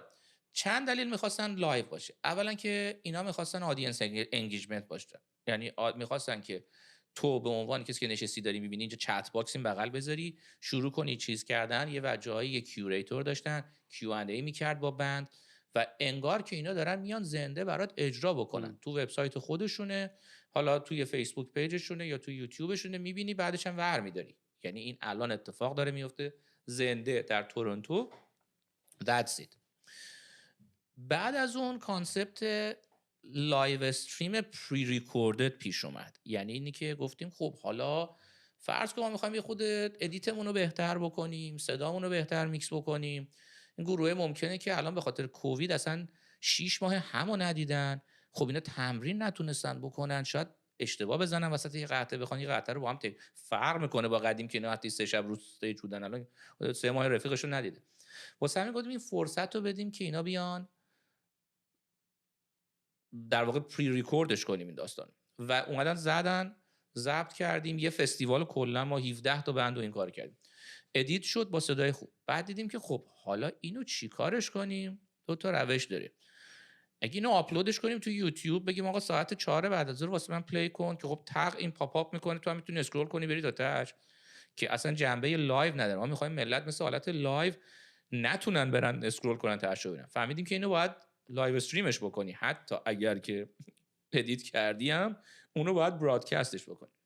وارد این بازی شدیم که خب حالا چجوری میشه اینو برادکستش کرد و ما یه فستیوال رو با 17 تا بند تو 3 روز ویدیوهایی که طی 2 هفته ضبط شده، صداش میکس شده، ادیت شده رو 3 روز پشت سر هم توی ساعت‌های مختلف اونو لایو استریمش کردیم و این خب یه تجربه جدیدی بود که این کارم میشه کرد. و حالا دیمندا رفته بالا، یعنی یه سری میان میگن خب حالا ما میخوایم شروع کنیم بلیت بفروشیم. طرف بیاد بره توی وبسایتی رجیستر کنه، سر 10 دقیقه مونده بهش یه پری رول بذاریم، لاگین شه، وایس ببینه، تمومم که شد تق ساین اوت خدافظ. اونجا هم چت باکس داره میتونه نظرشو بده و از این داستان. یه سری میگن نه ما لایو استریم میکنیم میذاریم روی یوتیوب مجانی مردم بیان ببینن، اون پایین یه دونیشن باکس میذاریم. این آرتیستان بالاخره باید زندگی کنه یه جور دیگه، چون برای همه این پروژه هم که گرانت نمیدن، ولی اون آرتیست عادت داشته که هفته 3 شب بره رو استیج، واسه همین باید یه جوری فاندشون هم ازش در بیاره. حالا ایده ها دو جوره، یعنی یا اینی که پری ریکوردد اون لایو استریم میشه، یا اینی که واقعا لایوه، اون دیگه بستگی به شرایط داره. ما افتادیم تو پروداکشن این داستان و من ناچار شدم برم دانشم آپگرید کنم، چون که گفتم یه کسی که واقعا این کار است رو پیدا کردیم از استراتفورد اونتاریو. هفته 2 روز با من چت میکنه، حتی خوشبختانه کمپانی که من براش کار میکنم داره حقوقشو میدنی، پول کانسالتیشنشو میده، ولی خب ساعتی $100 داره اون میگیره. و رفتیم سراغ تمام گلیچ ها، یعنی حتی ما نشستیم با هم یه دونه مکبوک پرو کاستماایز کردیم برای لایو استریم، چون مثلا $7000 در اومد که فلان گرافیک کارت روش باشه، انقدر رمش باشه، سی پی یو اینجوری باشه، کانکشنات اینجوری باشه، بعد سویچرت با چه کانکشنی وصل بشه، بعد یواش یواش میری توی دیتیلای چه میدونم بیت ریت چه جوریه، سامپل ریت آدیو چه جوریه. چون بک‌گراند خودم کار آدیو خیلی حساسیت دارم که آقا تو این لایو استریم کوالیتی آدیو مثل زوم نشه، چون زوم واقعا داغون میکنه، افتضاحه. و سعی کردیم که آره مثلا 8 مگابیت حتما ما بتونیم برادکست کنیم، آدیومون مینیمم 256 باشه، اگه 320 نمیتونیم. به اینجاها رسیدیم. حالا ارگانیزیشنی که ما داریم براش کار میکنیم مارکتینگش حالت سنتی داره، یعنی اینکه همیشه عادت داشتن کنسرت برگزار کنن، مارکت کنن، تو سوشال میدیا بزنن یا تبلیغ کنن تو نشریات، بلیت بفروشن، مردم بیان شو رو ببینن. الان که ما رفتیم اینجا رسیدیم به اینی که خب حالا اومدیم و ما تا 2 سال دیگه از این وضعیت کووید نیومدیم بیرون، آینده این اینداستری چی میشه؟ خوشبختانه تو 6 ماه خیلی سریع همه تونستن ادپت کنن. هر روزم من زنگ میزنم از انواع میزنن بهم از انواع سبک‌های مختلف موسیقی میخوان برن لایو استریم. گود. ولی حالا ما چجوری بتونیم اینو کاستماایزش کنیم و برسونیم دست مخاطب خاصی که الان دیگه همه جای دنیا هست. این الان نکته‌ایه که در واقع ما گفتیم بریم سراغ یه کسی که تخصصش در واقع اینه که بتونه یه پروداکتی رو آنلاین برسونه دست مخاطب درست. یه تیمی داره الان با ما کار میکنه ولی فقط جای ما رو اجاره کردن، دارن از سرویس ما استفاده میکنن که بهت گفتم دارن اینا برای کریسمس پارتی کورپوریشن ها ایونت درست میکنن. حتی شعرهای مثلا درست کردن برای مثلا رویال بانک یا مثلا زیراکس یا دیلویت یا دیجاردن، مثلا لیریکسش هم برای اونا، چون اینا عادت داشتن که هر سال استاف کمپانی برن کریسمس پارتی یه گلا بگیرن و بند لایو و اوپن بار. امسال دیگه اون خبره نیست. گفتن ما بتونیم یه جوری واکنیم که اینا بیان این ایونت رو ببینن، با بند کیو ان ای داشته باشن، حتی آهنگ درخواستی بخوان براشون بزنیم و ما مثلا اسکرین ستاپ کنیم توی سالن که اینا بتونن آدینس رو ببینن. حالا داریم الان رو لاجستیکش و تکنیکالش فکر می‌کنیم، ولی این یه چیز موقتیه برای کریسمس، شاید مثلا 5 شو هم بخوام اینجوری انجام بدم. ولی صحبت اینه که حالا لانگ ترم ما چجوری بتونیم این سرویس رو آفر کنیم به کسایی که دوست دارن تو خونه بشینن، طرف به جای اینکه نتفلیکس ببینه یه لایوی که میدونه خودش جزو آدینسه، رو کاوچش ولوه داره شرابشو میخوره، کنسرتی که آدینس داری رضا، به خاطر اینکه منم فکر میکردم آقا توی این هیرو بیر این همه کانتنت که الان نتفلیکس و اسپاتیفای اینا هست کی میشینه پادکست منو نگاه کنه؟ آره ولی خب نگاه میکنه میدونی، و دمشون هم گرم. و نکتهش هم خب اینطوریه که خب داریم کانتنتی هم آخه داریم درست میکنیم که دوست داشتیم خودمونم نگاه میکردیم دیگه. آره. و داریم هم میکنیم. یعنی مثلا من حالا تو وادیای دیگه دارم نگاه میکنم. ولی همین موضوعی که داری میگی رو مهراد هیدن کرده. نمیدونم الان اجراشو کرده یا نه، ولی دیدم که استوری گذاشته بود که داره اجرای لایو میره، بلیت داشت میفروخت. اوکی. یعنی الان به قول تو خیلی بابم شده. آره. بودم حتی قبلا و موقعی هم که این کووید شده، خب من روی این بنزین تاون این نوتیفیکیشن میگیرم که جو ساتریانی داره لایو میره، هی تون هر روز یکی داره لایو میره، تو روز شاید 4 تا 5 تا هم حتی میبینم که دارن با هم میرن. تکنولوژی وایز فکر نمی کنم انقدری که ببین میتونی باهاش پیچیده برخورد بکنی، میتونی نکنی. چون الان منم همین مشکل رو دارم. من الان با این بند و بساط اکویپمنت ها، من هنوز صدا و تصویری که میخوام بگیرم به اندازه وبکم و اون میکروفونی که روی کامپیوترم دارم در نمیاد. نمیدونم چرا. احساس میکنم این همه مثلا این همه هزینه کردی و اکویپمنت گرفتی، خیلی داره کیفیتش بدتر در میاد تا نسبت به اون اکویپمنت اونجا. یعنی مثلا تو مثلا اینجا ما الان با هم صحبت میکنیم چون توی این اتاق هستیم و اینا کانکریت و بتونه، صدای تو میخوره به دیوار، دوباره برمیگره میره تو میکروفون من. در صورتی که مثلا یه همچین مشکلی رو تو با اسکایپ و زوم اینا حلش کردن توی سافتور لول. میدونی اکو کانسلیشن دارن، یه سری سیستمایی دارن که حتی صدای تو از اسپیکر لپتاپ خودت میاد دوباره نره تو میکروفون تو. ولی من اینا رو ندارم. یعنی یه جورایی بعضی موقع احساس میکنی که پیشرفت تکنولوژی یه جورایی هنوز خیلی اینور راحت نشده. یعنی الان دیدی مثلا ویدیو ادیتینگ و آدیو ادیتینگ روی گوشید یا عکاسی. یعنی من تصویری که الان میتونم از تو اینجا بگیرم با آیفون خیلی کوالیتیش بالاتره تا با این دوربینای سونی که دارم میگیرم. آره خود چیزه ارتباطش خود زیاد. و این تجربه رو من داشتم دیگه. الان دقیقاً من رو همین ترانزیشنم. من با یه دونه وبکم 4K $400 لاجیتک شروع کردم، ولی الان من 4 تا دوربین فول فریم کانون DSLR و بلک ماجیک رو بستم به یه دونه سویچر، دارم مثلا 1080p با صدای 256 برادکست میکنم. دردسرم 100 برابر شده. خب به خاطر اینکه من وقتی رفتم بیت ریتش رو اندازه گرفتم، دیدم تو حتی دوربین فورترد و ASPC و فول فریم و وقتی دیتاشو داری لایو استریم میکنی، به خاطر میزان دیتای پر فریمت تو بندویتت فرق میکنه، یعنی بیت ریتت فرق میکنه. واسه همین تو هرچی که دوربینت دیتای کمتری بفرسته، نتورک کانجسشنت کمتره، راحت‌تر میتونی اینو استریمش کنی. ولی من که الان دارم با فول فریم میرم، حالا حتی به 4K و 360 نرسیدم، چون پلنم آیندهم اینه، میخوام تو 4 ماه آینده برم رو 360، چون اون خودش یه بازار دیگه ایه. ولی دارم میبینم که خیلی خب، حالا الان درگیر نتورک کانجسشن شدم، ناچار شدم برم سراغ یه روشی که بیاد نتورکمو برام آروم کنه، بیاتونم داینامیک بیت ریت براش تعریف کنم. ممکنه لیتنسیم برای رسیدن به آدینس بیشتر باشه، ولی حداقل میدونم خروجیم اسموت‌تره، پیکسلیت نمیشه، لگ نمیکنه، صدا و تصویرم. یعنی اینا همه چیزایی که هرچی این ور میخوای کوالیتی رو بری بالاتر، اون ورم باید چیز بشه. من سر همین اینترنت کانجسشن با چند تا کسایی که آیتی کار میکنن صحبت کردم، میگم این اصلا من یه اینترنت اولش تو سالن داشتم، روزی که اومدن نصب کردن برای من آپلود اسپیدم، چون آپلود اسپید واسه من خیلی مهمه، آپلود اسپید من 20 مگابیت بود. بعد صبح می اومدم روشن میکردم، ساعت 9 صبح بود مثلا 16، ساعت 6 عصر شنبه میشد 3. یعنی من اصلا 480 هم نمیتونستم برادکست کنم.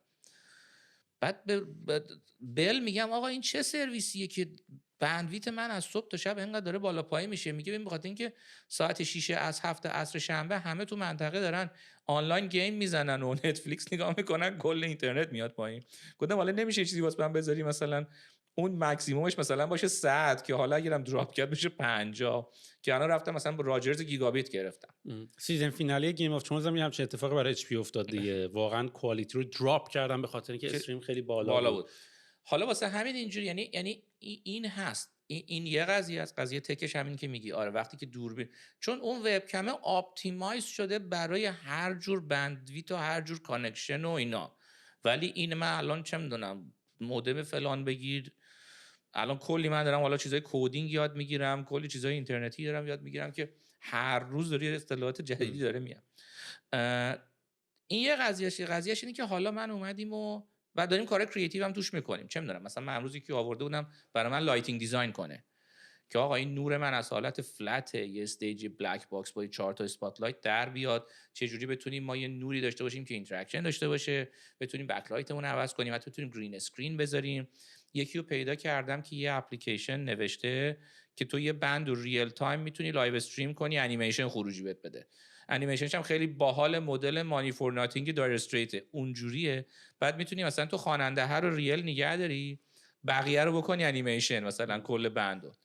خب اینا آیدیاهاییه که ببین اصلا همینی که گفتی، من احساس میکنم که حالا الان اولا که ما خیلی نسل جدید اولیش هستیم که داریم این چیزا رو میبینیم، ولی الان مثلا اسنپ چت فیلترایی داره که واقعا من یه بار خودم یه استوری همینجوری خنده گذاشتم، فیلم واقعا من میتونستم بسازم. یعنی واقعا میتونستم یه فیلم کارتونی من میتونستم بسازم، در صورتی که زمان قدیم چقدر انیماتور و اینا باید این کار رو میکردن. دقیقاً. یا حتی توی الان امروز صبح فتوشاپ اصلا کلا ادوبی سویت جدیدش رو معرفی کرده. ببین باید بریم مثلا فتوشاپ رو ببینی. تو میتونی مثلا من میتونم عکس بگیرم، من میتونم قشنگ آسمون رو با یک کلیک برات عوض کنم. قبلا مثلا باید میرفتی خودت مپ میکردی و ماسک میکردی. جای چشا رو میتونی عوض کنی. مثلا من تو عکس گرفتم میتونم گردنتو اینطوری کنم، میتونم روی همه رو عوض کنم. یعنی اصلا من اینجوریام که دیگه داره مسخره میشه، یعنی اینقدر دیگه. و یا مثلا حتی راجب کیفیت، نمیدونم الان این AI جایی که مثلا کیفیت خیلی پایینه، تو یا مثلا تو رو 20 فریم گرفتی، مثلا 4 تا فریمت میسینگه کلا، یا مثلا یه فریم خیلی پایین گرفتی، مثلا یه صفحه میخوای اسلو موشن اصلا درست کنی و AI خودش پر میکنه فریمای میسینگو. یا این فوتیجایی که مال خیلی زمان قدیم بوده از نیویورک و پاریس و اینا رو نمیدونم دیدی، حتی کالر میکنه. و یه سری کارا اینطوری میشه کرد. یعنی مثلا یکی از کارهای اسمارتی که مثلا من دیدم توی کامپرشن دارن انجام میدن، مثلا زومی که تو با کیفیت بالا میخوای انجام بدی، این آخرین بار بود که اینو من دیدم، واقعا بریدم. خب ببین تو وقتی به قول خودت وقتی میخوای مثلا یک تصویر 4K با یه صدای فوق العاده بالا، let's say 320 مثلا میخوای ترانسفر بکنی، خب این خیلی ترانسفر بندویث داره دیگه. من دیدم که کاری که کردن، اومدن یک بار زوم، حالا با تکنولوژی زوم مثلا یک بار AI میاد اول صورت تو رو شروع میکنه کپچر کردن و تو رو مدل میکنه، از اون به بعدش دیگه فقط دیتای مثلا الان ابرود رفت بالا اینا رو فقط دیگه داری میفرستی، میدونی، و دیگه نیاز نیست که همش تصویر به اون حزمت رو بفرستی. یعنی تو فقط داری یه سری دیتا پوینت میفرستی که آقا اینجا و اینجا و اینجا مثلا چش تو و اینجا، اون ور روی کامپیوتر طرف مقابل دوباره تو داری دوباره ریکرییت میشی. یعنی یه سری اتفاقات خیلی جالب در آینده خواهد افتاد. ولی توی کیس تو که داری میگی الان میخوای این کارو بکنی، ببین تو الان میتونی چیز بکنی. تو الان با همین دوربینای سونی که مثلا من گرفتم، خب اینا HDMI out کلین بت میدن. یعنی تو خیلی نیاز نداری که یه مک خیلی قوی داشته باشی که پروسس بکنه اینو. تو همین با یه HDMI کلین که داری میگیری، با یه دونه از این دیوایس هایی که مالتی کم میتونی، اونم یه دونه جدید اومدم دیدم خیلی کوچولوش اومده، میتونی بری قشنگ دوربین یک دوربین دو دوربین. همون رو یه دونه گرفتم. همون اصلا بری رو سرورهای یوتیوب. یعنی میخوام بهت بگم که یه جورایی هم همین واسه هم اولش بهت گفتم هم میتونی پیچیده‌اش بکنی، هم میتونی خیلی ساده هم واردش بشی. حالا مسئله اینه که من الان به اونجاش رسیدم که کلین میرم تو یوتیوب. یعنی من الان 4 تا دوربین فول فریم و سویچر هم دارم، کامپیوتر هم دارم، بندویت هم درسته، دارم میرم یوتیوب. بقیه‌اشو چیکار کنم؟ حالا مسئله همینه. مسئله اینه که خب اولا این یه بازی خوبی داره. نکتهش به اینه که قبلا به عنوان یه بند اگه می‌خواستی بری تو سالن اجرا بکنی، مثلا من الان می‌خواستم برم مثلا باستون اجرا بکنم، خب چقدر آدم منو میشناسه، باید کارمو زودتر میفرستادم، یه رادیو محلی اونجا پخش میکرد، مردم آشنا بشن، بعد برم قاطی یه فستیوال یا یه پرفورمینگ آرت سنتر منو معرفی بلا بلا بلا بلا بلا که من آقا بخوام برم اونجا مثلا 50 نفر 100 نفر بیان منو ببینم. خب من الان میتونم بشینم توی سالن لوکال شهر خودم که امکاناتشو داره، برادکست کنم همه جای دنیا اینو ببینن. خب این خیلی خوبه و فقط هم مختص میوزیشن نیست. الان من به نظرم یه روانشناس میتونه چنل یوتیوب، البته که ماشاءالله که یوتیوب میری که کرکوپرت میریزی از اینکه چقدر همه پیگیر هستن. یعنی همچین ما یه جوری لیت کامر هم هستیم دقیقاً. ولی اینی که حالا چه جوری این به عنوان یه پروداکت اصلا بهش نگاه بکنیم، برسه دست مخاطبش با قیمت مناسب و با کوالیتی مناسب، ما کوالیتی رو ما فراهم میکنیم و چجوری ما اینو مارکتش کنیم توی دنیای پیچیده دیجیتال الانی که مجموعه یه سری علامت سوال و علامت تعجب جلوشه و ما نمیدونیم کی برمیگردیم به شرایط عادی. آیا اصلا هیچ وقت ما دیگه برمیگردیم یا تا 2 سال دیگه بقیه سالن‌های پرفورمنس ما هم تعطیل شدن و قرار همینجوری آنلاین بمونیم تا آخر عمرمون یا طول میکشه واقعا مثل یه سونامی که اومده یه شهر رو برده از بیخوبان باید اینفراستراکچر بسازی بیای بالا. ولی مسئله اینه که ما الان توی کمپانی ما کار میکنیم مارکتینگ، اینا مارکتینگ ترادیشناله که آقا چجوری بلدن لوکالی یه کنسرت رو سولد اوت کنن. اینا نمیتونن هنوز یه کنسرت رو به ژاپن بفروشن ولو اینی که بهترین بند ژاپنی داره تو سالنشون اجرا میکنه. دنبال روش‌هایی میگردیم برای 2 تا چیز. اولا اینکه بیایم یه پلتفرم اکسکلوسیو برای خودمون از بیخوبان بسازیم که بتونیم کاپی رایت کانتنت رو خودمون کنترل بکنیم، چون مسئله یه لایسنسینگ و کاپی رایت و اینا یه خورده الان داره پیچیده میشه. فیسبوک که قوانینش رو جدیدن خیلی سخت کرده. یوتیوب هم من دیدم طرف نشسته ایمپرووایز کرده رو تار، شاتدانش کردن گفتن این شبیه فلان قطعه است. یعنی اون ای آی که تو یوتیوبه الان در مورد این لایسنسینگ و کاپی رایت خیلی داره کوچه علی چپ میزنه. رویال کانسرواتوری یوت ارکستراش همین چند وقت پیش اجرا داشته، لایو استریم وسط کار نگرش داشتن. یعنی دیگه تو موزیک کلاسیک و دیگه چجوری میخواید مثلا کپی رایتش رو گیر بدید؟ و این یه خورده مسئله شده که حالا یه بخشش اینه که چه پلتفرمایی هست که ما میتونیم خودمون کنترل روی لایسنسینگ داشته باشیم تا اینی که بسپاری دست اون ای آی که تو یوتیوبه یا تو فیسبوکه.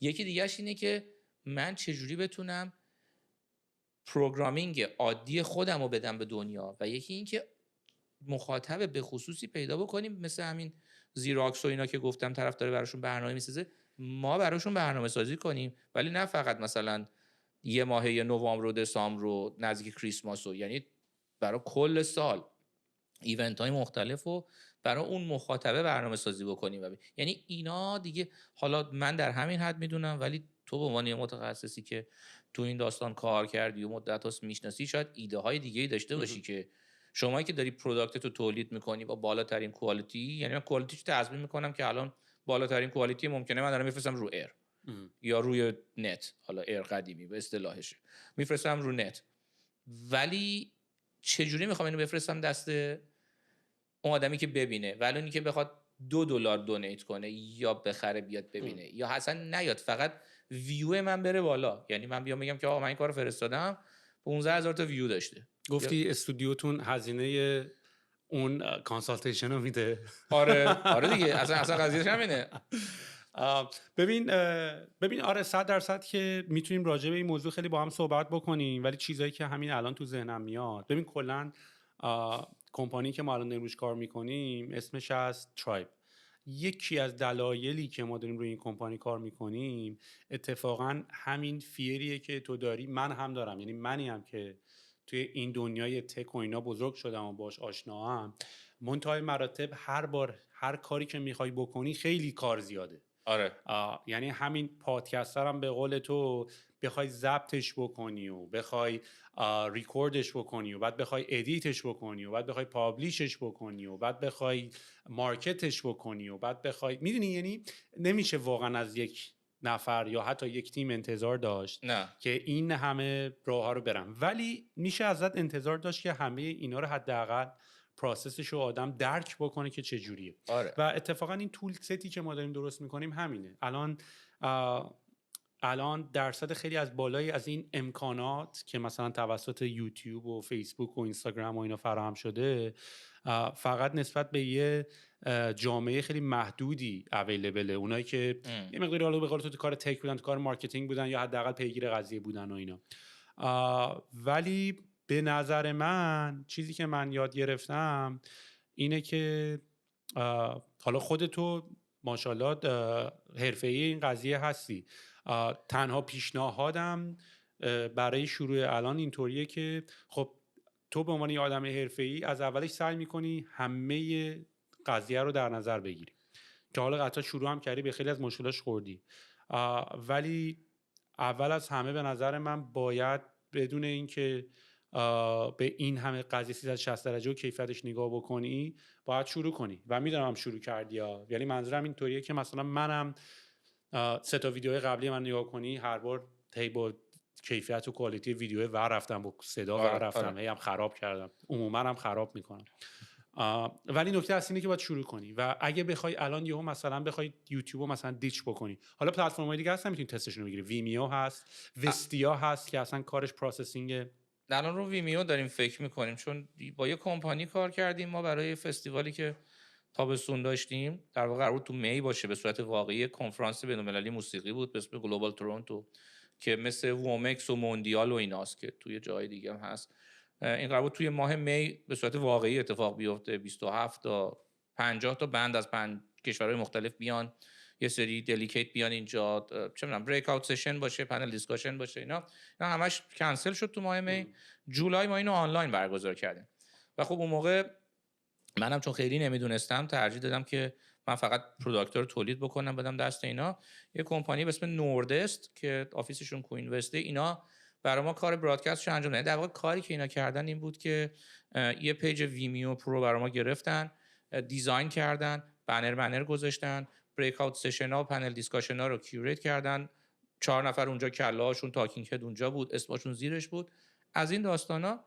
ولی پولی که آخر روز ما رو چارج کردن خیلی زیاد بود و این عدد اصلا یه جوری شد که کمپانی یا مثلا کسب بودجه داشت میاد که آقا شما مثلا برای این 5 روز که داری ما رو 90% نه، ولی 2/3 متریالش هم پری ریکوردد بود، ما بقیش هم یه سری زوم چت خیلی ساده که 4 نفر نشستن دارن راجع به چه میدونم کانسالتیشن توی بوکینگ فستیوالا، یا مثلا راجع به سانگ رایتینگ، یا راجع به لایسنسینگ، یا راجع به مثلا همین لایو استریمینگ صحبت میکنن. اینا برای 5 روز $24,000 پول گرفتن که عدد خیلی زیادیه و ما با 1/3 اون کار میتونستیم خودمون این کار رو تو این هاوس انجام بدیم. و از اونجا بود که من این که اوکی این یارو ویمیو پرو خیلی چیز باحالیه، یعنی ما فوکس کنیم روی این. ولی مسئله اینه که من کارم مارکتینگ نیست، یعنی من کارم آرتیستیک و تکنیکال دست منه و من یعنی همیشه دوست دارم، نه که دوست دارم، سیستم کاریم اینجوری که هر بخشی رو دوست دارم بدم دست متخصصش. اون متخصصا وقتی میاد یه نظری میده من معمولا خیلی رو نظر متخصص حرف نمیزنم، چون میگم آقا من تخصص اینو ندارم. اینا که من رفتم دکتر داره راجع به چون یه مشکلی تو کلیه من صحبت میکنه، من باش چونه نمیزنم که آقا حالا یه دونه ام‌آرآی هم از اینجا بکن یا اولتراساند اینجا بکن، تو دکتر اون میدونه دیگه، به من ربطی نداره. واسه همین من الان به جای رسیدم که به کمپانیمون پیشنهاد دادم که آقا ما باید بریم با یه کمپانی که این کار است قرارداد ببندیم، به جای اینکه اون پولو شما بدی که بیاد برای شما یه پیجی درست بکنه که خودت با $95 در ماه میتونی بری ویمیو پرو بگیری. گرافیک دیزاینر کمپانی هم یه ترینینگ ساده ببینه میتونه اون بنرها رو آپلود کنه، اصلا کار پیچیده نیست. همش هم تو سایت ویمیو یه دونه یوتیوب داره که سر تا تاشو تو نیم ساعت برات توضیح میده که من همه رو دیدم خیلی راحته. به جای که به اون پولو بدی، اون پولو بیاد بهت خرج کن.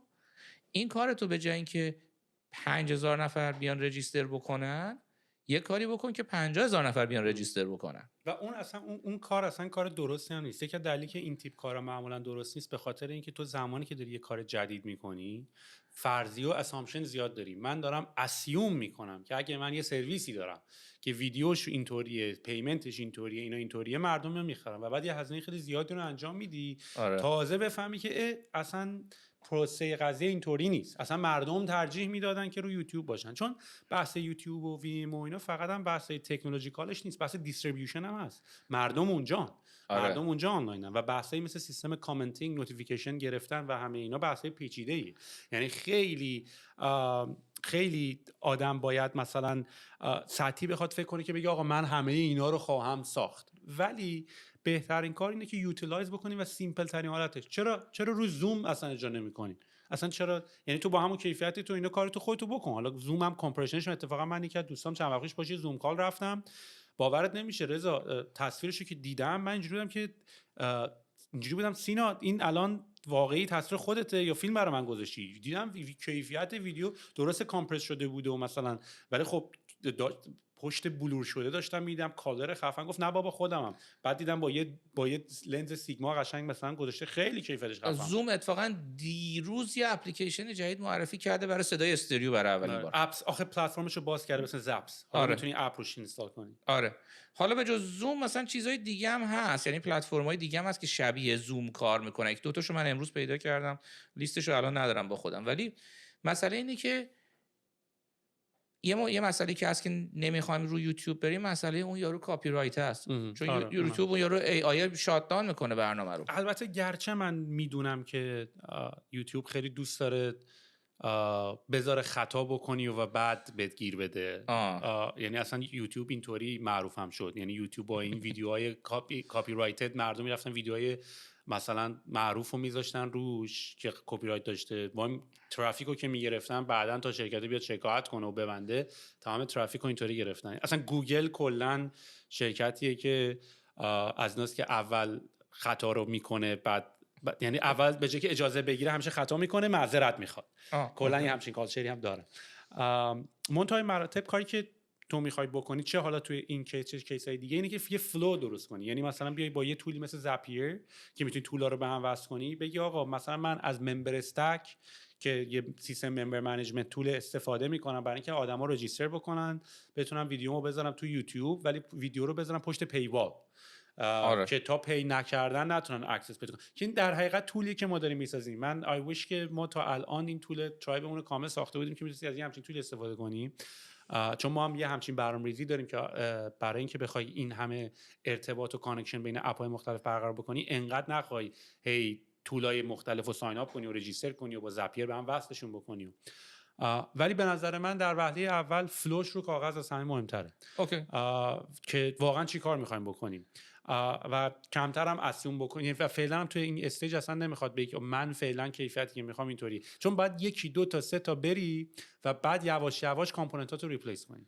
حالا بگی آقا مثلا من حالا سرویس مثلا پیمنتمو میخوام عوض کنم، میخوام برم رو استرایپ، ولی میفهمم چی میگی. تمام اینا کارهاییه که یه نفری باید بکنه، ولی بهترین حالتش اینه که خیلی کانورسیشنال رو کاغذ، فلو اول یوزر من لینک رو تو ایمیلش میگیره، یا اصلا یوزر من قراره ریمایندرش رو تو یوتیوب بگیره. حالا کاری که میتونیم بکنیم هم میتونیم که چون ما دو تا فستیوال گنده داریم که تو بهار داره میاد. یکیش همون گلوبال تورنتو ورژن 2021 شه که تو ماه جونه، و ماه اپریل و می هم ما ایجن میوزیک سریز رو داریم که 2 ماه کنسرت هر ویکند یه دونه یا 2 تا اجراست. ما از گلوبال تورنتو سال گذشته کلی درس یاد گرفتیم. یعنی ایرادایی که اون سیستم کمپانی نوردس که به ما داد و الان رو کاغذ داریم که آقا ما از نوردس به خاطر گرون بودنش، نه اینکه راضی نباشیم، به خاطر اینکه این مشکلات هم داشت. مثلا ما بریک آوت پنل دیسکاشن موسیقی کلمبیا رو اون طرفی که داشته ترجمه همزمان میکرده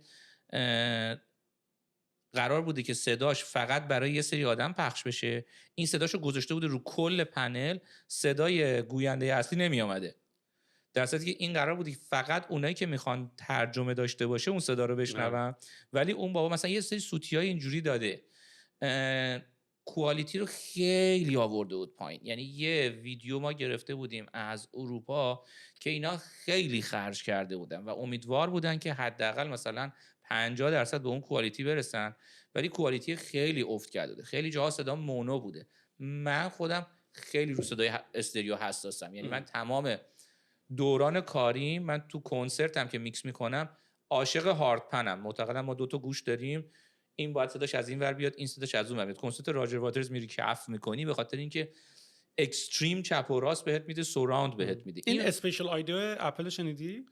نه چیه اون؟ من از این ایرپادز پرو اپل رو دارم. این که جدید اومده. آره. و یه سافر آپدیت جدید دادن. حالا روی بیگ استور که آپدیت بعدی مک هست میاد، ولی الان آلردی رو آیفون هست. تو همیشه مثلا می‌خواستی سیستم سوراوند درست بکنی، باید اسپیکرها رو همیشه یه جا می‌ذاشتن دیگه. و تو سینما یکی از چالنج‌ها این بود که خب یه نفر سمت چپ نشسته، یک نفر سمت راست نشسته. تو توی ایرپادات جایروسکوپ داری و الان تکنولوژی که درست کردن خیلی جالبه، برات میذارم. واقعا میگرخی به اصطلاح. تو وقتی داری از توی آیفونت داری تصویر رو نگاه میکنی، آره پوزیشن کلت و پوزیشن ویدیو رو میدونه و تو میتونی اصلا راه بری و صدا با تو میاد. یعنی اگه مثلا بم منفجر میشه سمت این، اگه با دست گوشی رو بیاری اینجا، بم اینجا منفجر شه، صدا از این ورت میاد، با دست ببری اینجا و این دیگه پوزیشن و من فکر کنم آینده هم همینطوریه. یعنی اگه واقعا بخوای اینوستمنت سیری و ایرپاد و اینا رو نگاه بکنی، دنیاییه که دیگه واقعا اینا تو گوشتن و واقعا تو به صدای سرنده از بیرون احتیاج نداری. الان یه اپلیکیشن میکس اومده برای تو استودیو که حالا همین کار رو با وب کم میکنه و تو نشستی توی هوم استودیوت، ولی پریستی که میاد 15 تا از معروف ترین کنترل رومای استودیوهای دنیا رو با سیستم مانیتورینگش برات سمپل کرده.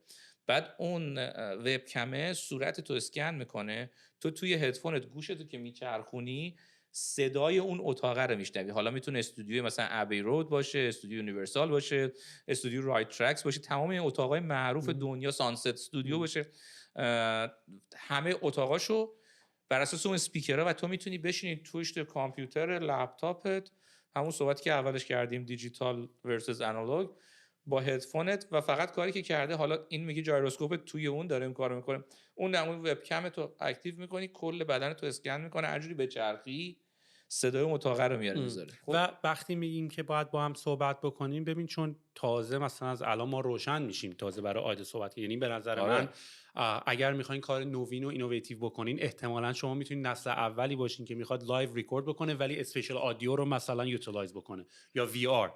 من چون الان ام بی ای جدید، اگه ام بی ای که با فیسبوک آکولس یکی از اسپانسرهای این سری ام بی ای بود، تو میتونستی وی آر بذاری رو چشت و میتونستی از سیت جلو بتونی بازی ام بی ای رو نگاه بکنی. به خاطر اینکه تماشاچی هم نداشتن، دوربینای مختلف تو کل ام بی ای کار گذاشته بودن، تو میتونستی با وی آر نگاه کنی. یعنی یکی از کارهای جالبی که شما میتونین بکنین اینه که شاید بتونین کنسرتاتون رو با وی آر برقرار کنین. مثلا همین برم سراغ 360. یعنی مثلا الان یه 25 روز یه ماه من افتادم به این که راجع به 360 یاد بگیرم و اتفاقا خیلی چیزاش هم در آوردم. یعنی حتی مثلا مدل دوربینش هم در آوردم و کانکشن و نتورکینگ و انکودر و دیکودرش رو همه رو پیدا کردم. به رئیس هم گفتم آقا اینقدر خرجش، این پولو بده بریم بخریم، به خاطر اینکه حتی تو لازم هم نیست که دیگه با 4 تا دوربین بری، تو یه دونه دوربینش هم داشته باشی، یه جای درست بذاری، میتونی کل وسط بندو ببینی. واسه همین آره اینو هست. ولی من فکر می‌کنم که حالا نمیدونم استپ بعدی چی کار بکنیم. تو رو بیایم با کمپانی مستقیم در ارتباط بذاریم، اونا بگن چی میخوان، تو پروپوزال بدی، از اونجا بریم جلو. چون ما مسلماً میخوایم که گیر اپ بکنیم برای این دوتا ایونت بزرگی که ما توی بهار یعنی 3 تاست و فستیوال سالانه خودمونم که دوباره سپتامبره که تا اون موقع فکر نمی‌کنم ویروس واکسنش بیاد و ما سالم بشیم و برگردیم بریم توی کار اصلیمون و شاید هم حالا تو این وضعیت یعنی ما برای این 3 تا، یعنی وقتی که ما برای خودمون پروداکتایی که خود کمپانیمون داره تولید میکنه بتونیم که مارکتینگش رو انجام بدیم، اون وقت میتونیم این رو به کلاینتامون هم بدیم، یا اینکه نه به عنوان سیکرت وپن خودمون نگه داریم، خودمون انجام بدیم. هر کی هم خواست این کارو بکنه از کانال ما بیاد انجام بده. یعنی برای کمپانی شما به هر حال کار بیشتری که بگیم خیلی خوب حالا من این کارو کردم، مثلا چم تورنتو بلوز سوسایتی هم بخواد از همین سرویس استفاده کنه، میگیم خیلی خوب بیا تو سالن ما اینو برات داریم. ولی مسئله اینه که ما الان گلیچ کاریمون اینه که ما کانتنت رو داریم، متریال رو داریم، کوالیتی رو داریم، لایو هم میفرستیمش بالا. حالا کاری که میخوایم بکنیم اینه که درست مارکتش کنیم تو این بلوشوی آنلاین، برسه دست مخاطب درستیش که میدونیم هم زیاده.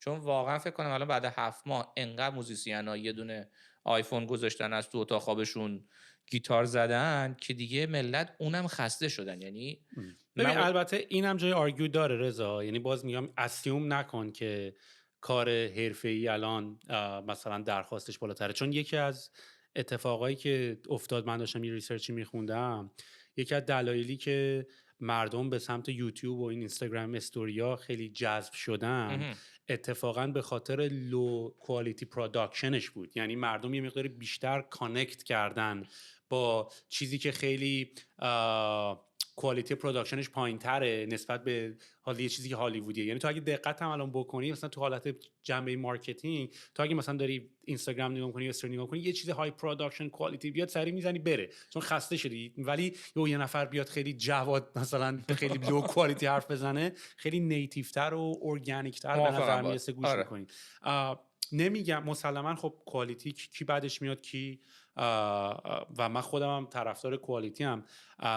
منظوری که دارم اینه که اسامشن، اینا اسامشن، هر کاری تو دنیا میخوای برای یه کار جدید بکنی اسامشنه که این اسامشن باید تست بشه. آیا اینی که مردم شاید واقعا الان کلهو رو مثلا بچه‌ها میبینن روی موبایل با آیفون ریکورد میکنه، خیلی بیشتر باش کانکت میکنن تا یه چیز های پروداکشنیه که با 2 تا دوربین و خیلی با کوالیتی بالا داره ضبط میشه. میدونی منظورم چیه؟ شاید الان مثلا از موقعی که مثلا این لیت نایت شو الان همه دیگه با تیشرت دارن میان و تو خونه‌شون دارن میان، یه مقداری یه قضیه خیلی کامفتبل تره تا اینکه مثلا بخوام با کت شلوار اینا بیان. فقط تنها منظورم اینه که بگم این فرضیه رو باید تست کرد همیشه. یعنی شاید مثلا یه ای بی تستینگ یه بار با یه لو کوالیتی پروداکشن یا خیلی مثلا شاید کژوال تر کلمش، شاید معنی کلمه‌مون کوالیتی هم نیست، شاید کژوال تره، ستاپ کژوال تر، میتونه صدا و کیفیتش نورش اینا بالا باشه. کاری که به نظر من میتونیم برای نکست استپ بکنیم اینطوریه که خب من که شخصا شرکتی که خودم دارم کار میکنم و جایی که دارم کار میکنم خیلی حالت جنبه کانسالتینگ نداره و تو بیانست آخرین تایم هم که داشتم همین الان بود که داشتم باهاش صحبت میکردم و بعدش احتمالاً ادیت و خواب کاری که میتونیم بکنیم اینه که یک اصلا خب دوست دارم که اینوالو باشم تو این تیپ پروژه، ولی به نظرم از کسایی که دارن گوش میکنن میشه فکر میکنم از این تیپ آدینسی که داریم میشه انتظار داشت که آدمایی باشن که ایده های خیلی جذابی داشته باشن. اگه اجازه بدی من کانتکت اینفورمیشن تو اینا رو زیر اون لینک یوتیوب یا توی کست باکس یا جای دیگه که آدیوشو گوش میکنن میذارم و اگه کسی ایده نظر یا چیزی داشت میتونه مثلا با هم شروع بکنیم اتفاق. چون ما پروداکت رو داریم، بهترین در واقع موسیقی نوع موسیقی ملل رو داره تو شهر میاد تو اون سالن داره تولید میشه و توی اون دو ماه هم اون 3 ماه هم ما بهترین آرتیستای کانادایی رو و حتی خارج از کانادا الان داریم فکر میکنیم مثلا یه جایی بیان اینا قرنطینه بشن بعد 14 روز بتونن بیان کارشون انجام بشه. اینا هست، یعنی متریالیه که جذابه. ولی من چون تخصصم مارکتینگ نیست نمیخوام وارد داستان بشم، ولی ارگانایزیشنی که براش داریم کار میکنیم اونا میخوان که اینوست بکنن مارکتینگشون از حالت ترادیشنال بیارن بیرون پخشش بکنن. این احتیاج به اکسپرت داره، اکسپرتی که این کارو کرده.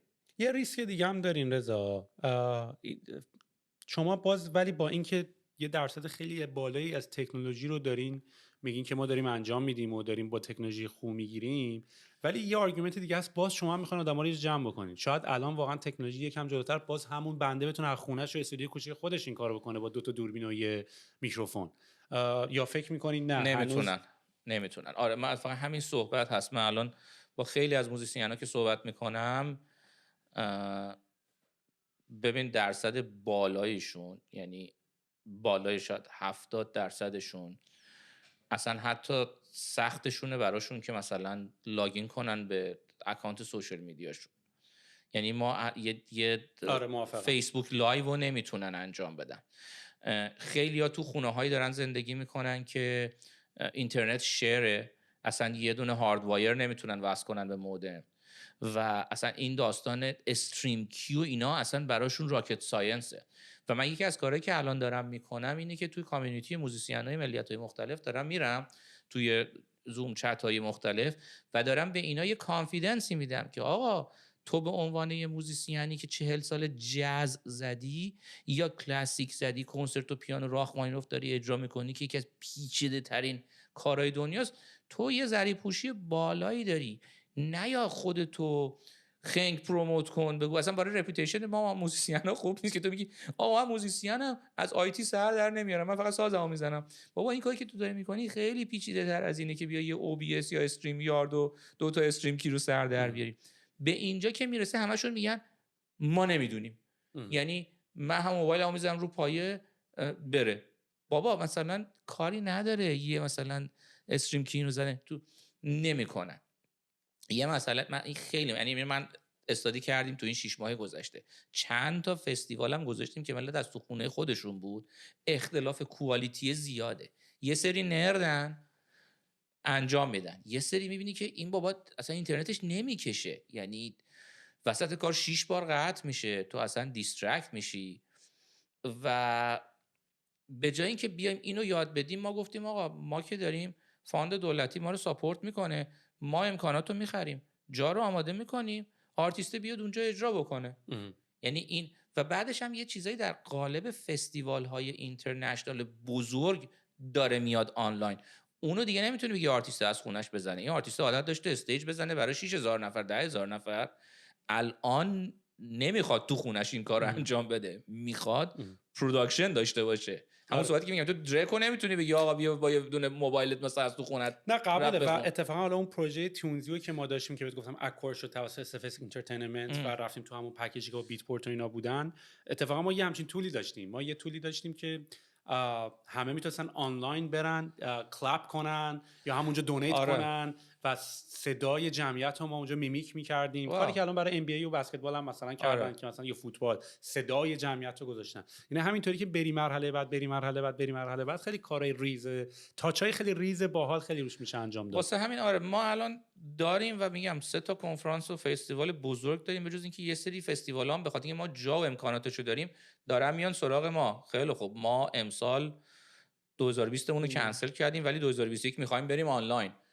شما بیا برای ما انجام بده. و ما بهشون میگیم در کنار این سرویس هایی که ما داریم که میتونیم حالا چه پری ریکورد بهتون بدیم چه لایو استریم بکنیم، پلتفرمش هم ما بهت میدیم، مارکتینگش هم میکنیم، بلیتش هم میفروشیم. یعنی اینم جزء پکیجی که من میتونم به اون کلاینت هم که چه میدونم فلان فستیوال یا فلان فستیوال یا فلان فستیوال ارائه بدم. بنابراین این در واقع پلن 2021 ماست. اون تا از الان که یه 2 ماه مونده، 3 ماه 2 ماه مونده و انتخابات ببینیم که کجا میرسیم. واسه همین فکر خوبیه که مشخصات و کانتکت منو بذاری توی چت، اونجا بچه‌ها هر کی خواست، یعنی هر کی اینترستد بود یا کسایی که میشناسن تماس بگیرن و ما بذاریمشون در ارتباط با بخش مارکتینگ کمپانیمون. اونا میدونن چی میخوان. میگن چون مارکتینگ تخصصم نیست نظر زیادی نمیدم. نه حتما میذاریمش و مطمئنم که کل کارهای جدید و باحال میشه کرد و اینطوریه که این کاری هم که داری میکنی به نظر من بعداً میتونی حتی اسکیلش بکنی توی کشورها و جاهای خیلی مختلف دیگه و چیز جذابی میتونه توش در بیاد. و نکته باحالی کار استارتاپ و اینا هم اینطوریه که تو مثلا تو کار تکنیک، چون اینم برای من یه استارتاپه، یه پروژه است، میدونی پروژه فیل نمیشه به نظرم. پروژه تو همیشه پیوت میکنی، یعنی اگه از چپ رفتی نرفت یکم باید دایورت کنی بری مثلا راست، یکم راست‌تر یکم راست‌تر، یعنی eventually you're gonna nail it down. همیشه خودم همیشه این کار کردیم دیگه. دمت گرم رضا، خسته نباشی. حرف زدیم، خیلی حال داد. من واقعا لذت بردم. من واقعا قهوه زدم، من اینجوری تو انرژی رفت. من واقعا 2 ساعتی بود که خیلی لذت بردم. خیلی حال کردم. مرسی که گفتی بیام و انجام شه. حالا ببینیم که نتیجهش چجوری میشه. ان شاءالله که من دنبال اینم که خودم هم توی این داستانای کلابریشن های این تیپی و پروژکت های توش کلابریشن، اصلا کلا من کار تیم ورک رو خیلی دوست دارم. خیلی باحال. وقتی یه روز خواستی بیا اونجا امکانات ستاپ ما رو ببینیم چه جوری است. اگه ما برنامه دیگه هم بود بهت میگم که تیون کنی لایو استریم ببینی. مثلا اسکیجول برات میفرستم برنامه رو ببینی. اصلا شاید تو این پادکست چند تا اجرا هم وسطش بذاریم، بند بیاد اجرا کنه مثلا. اوکی، دمت گرم رضا. خیلی باحال.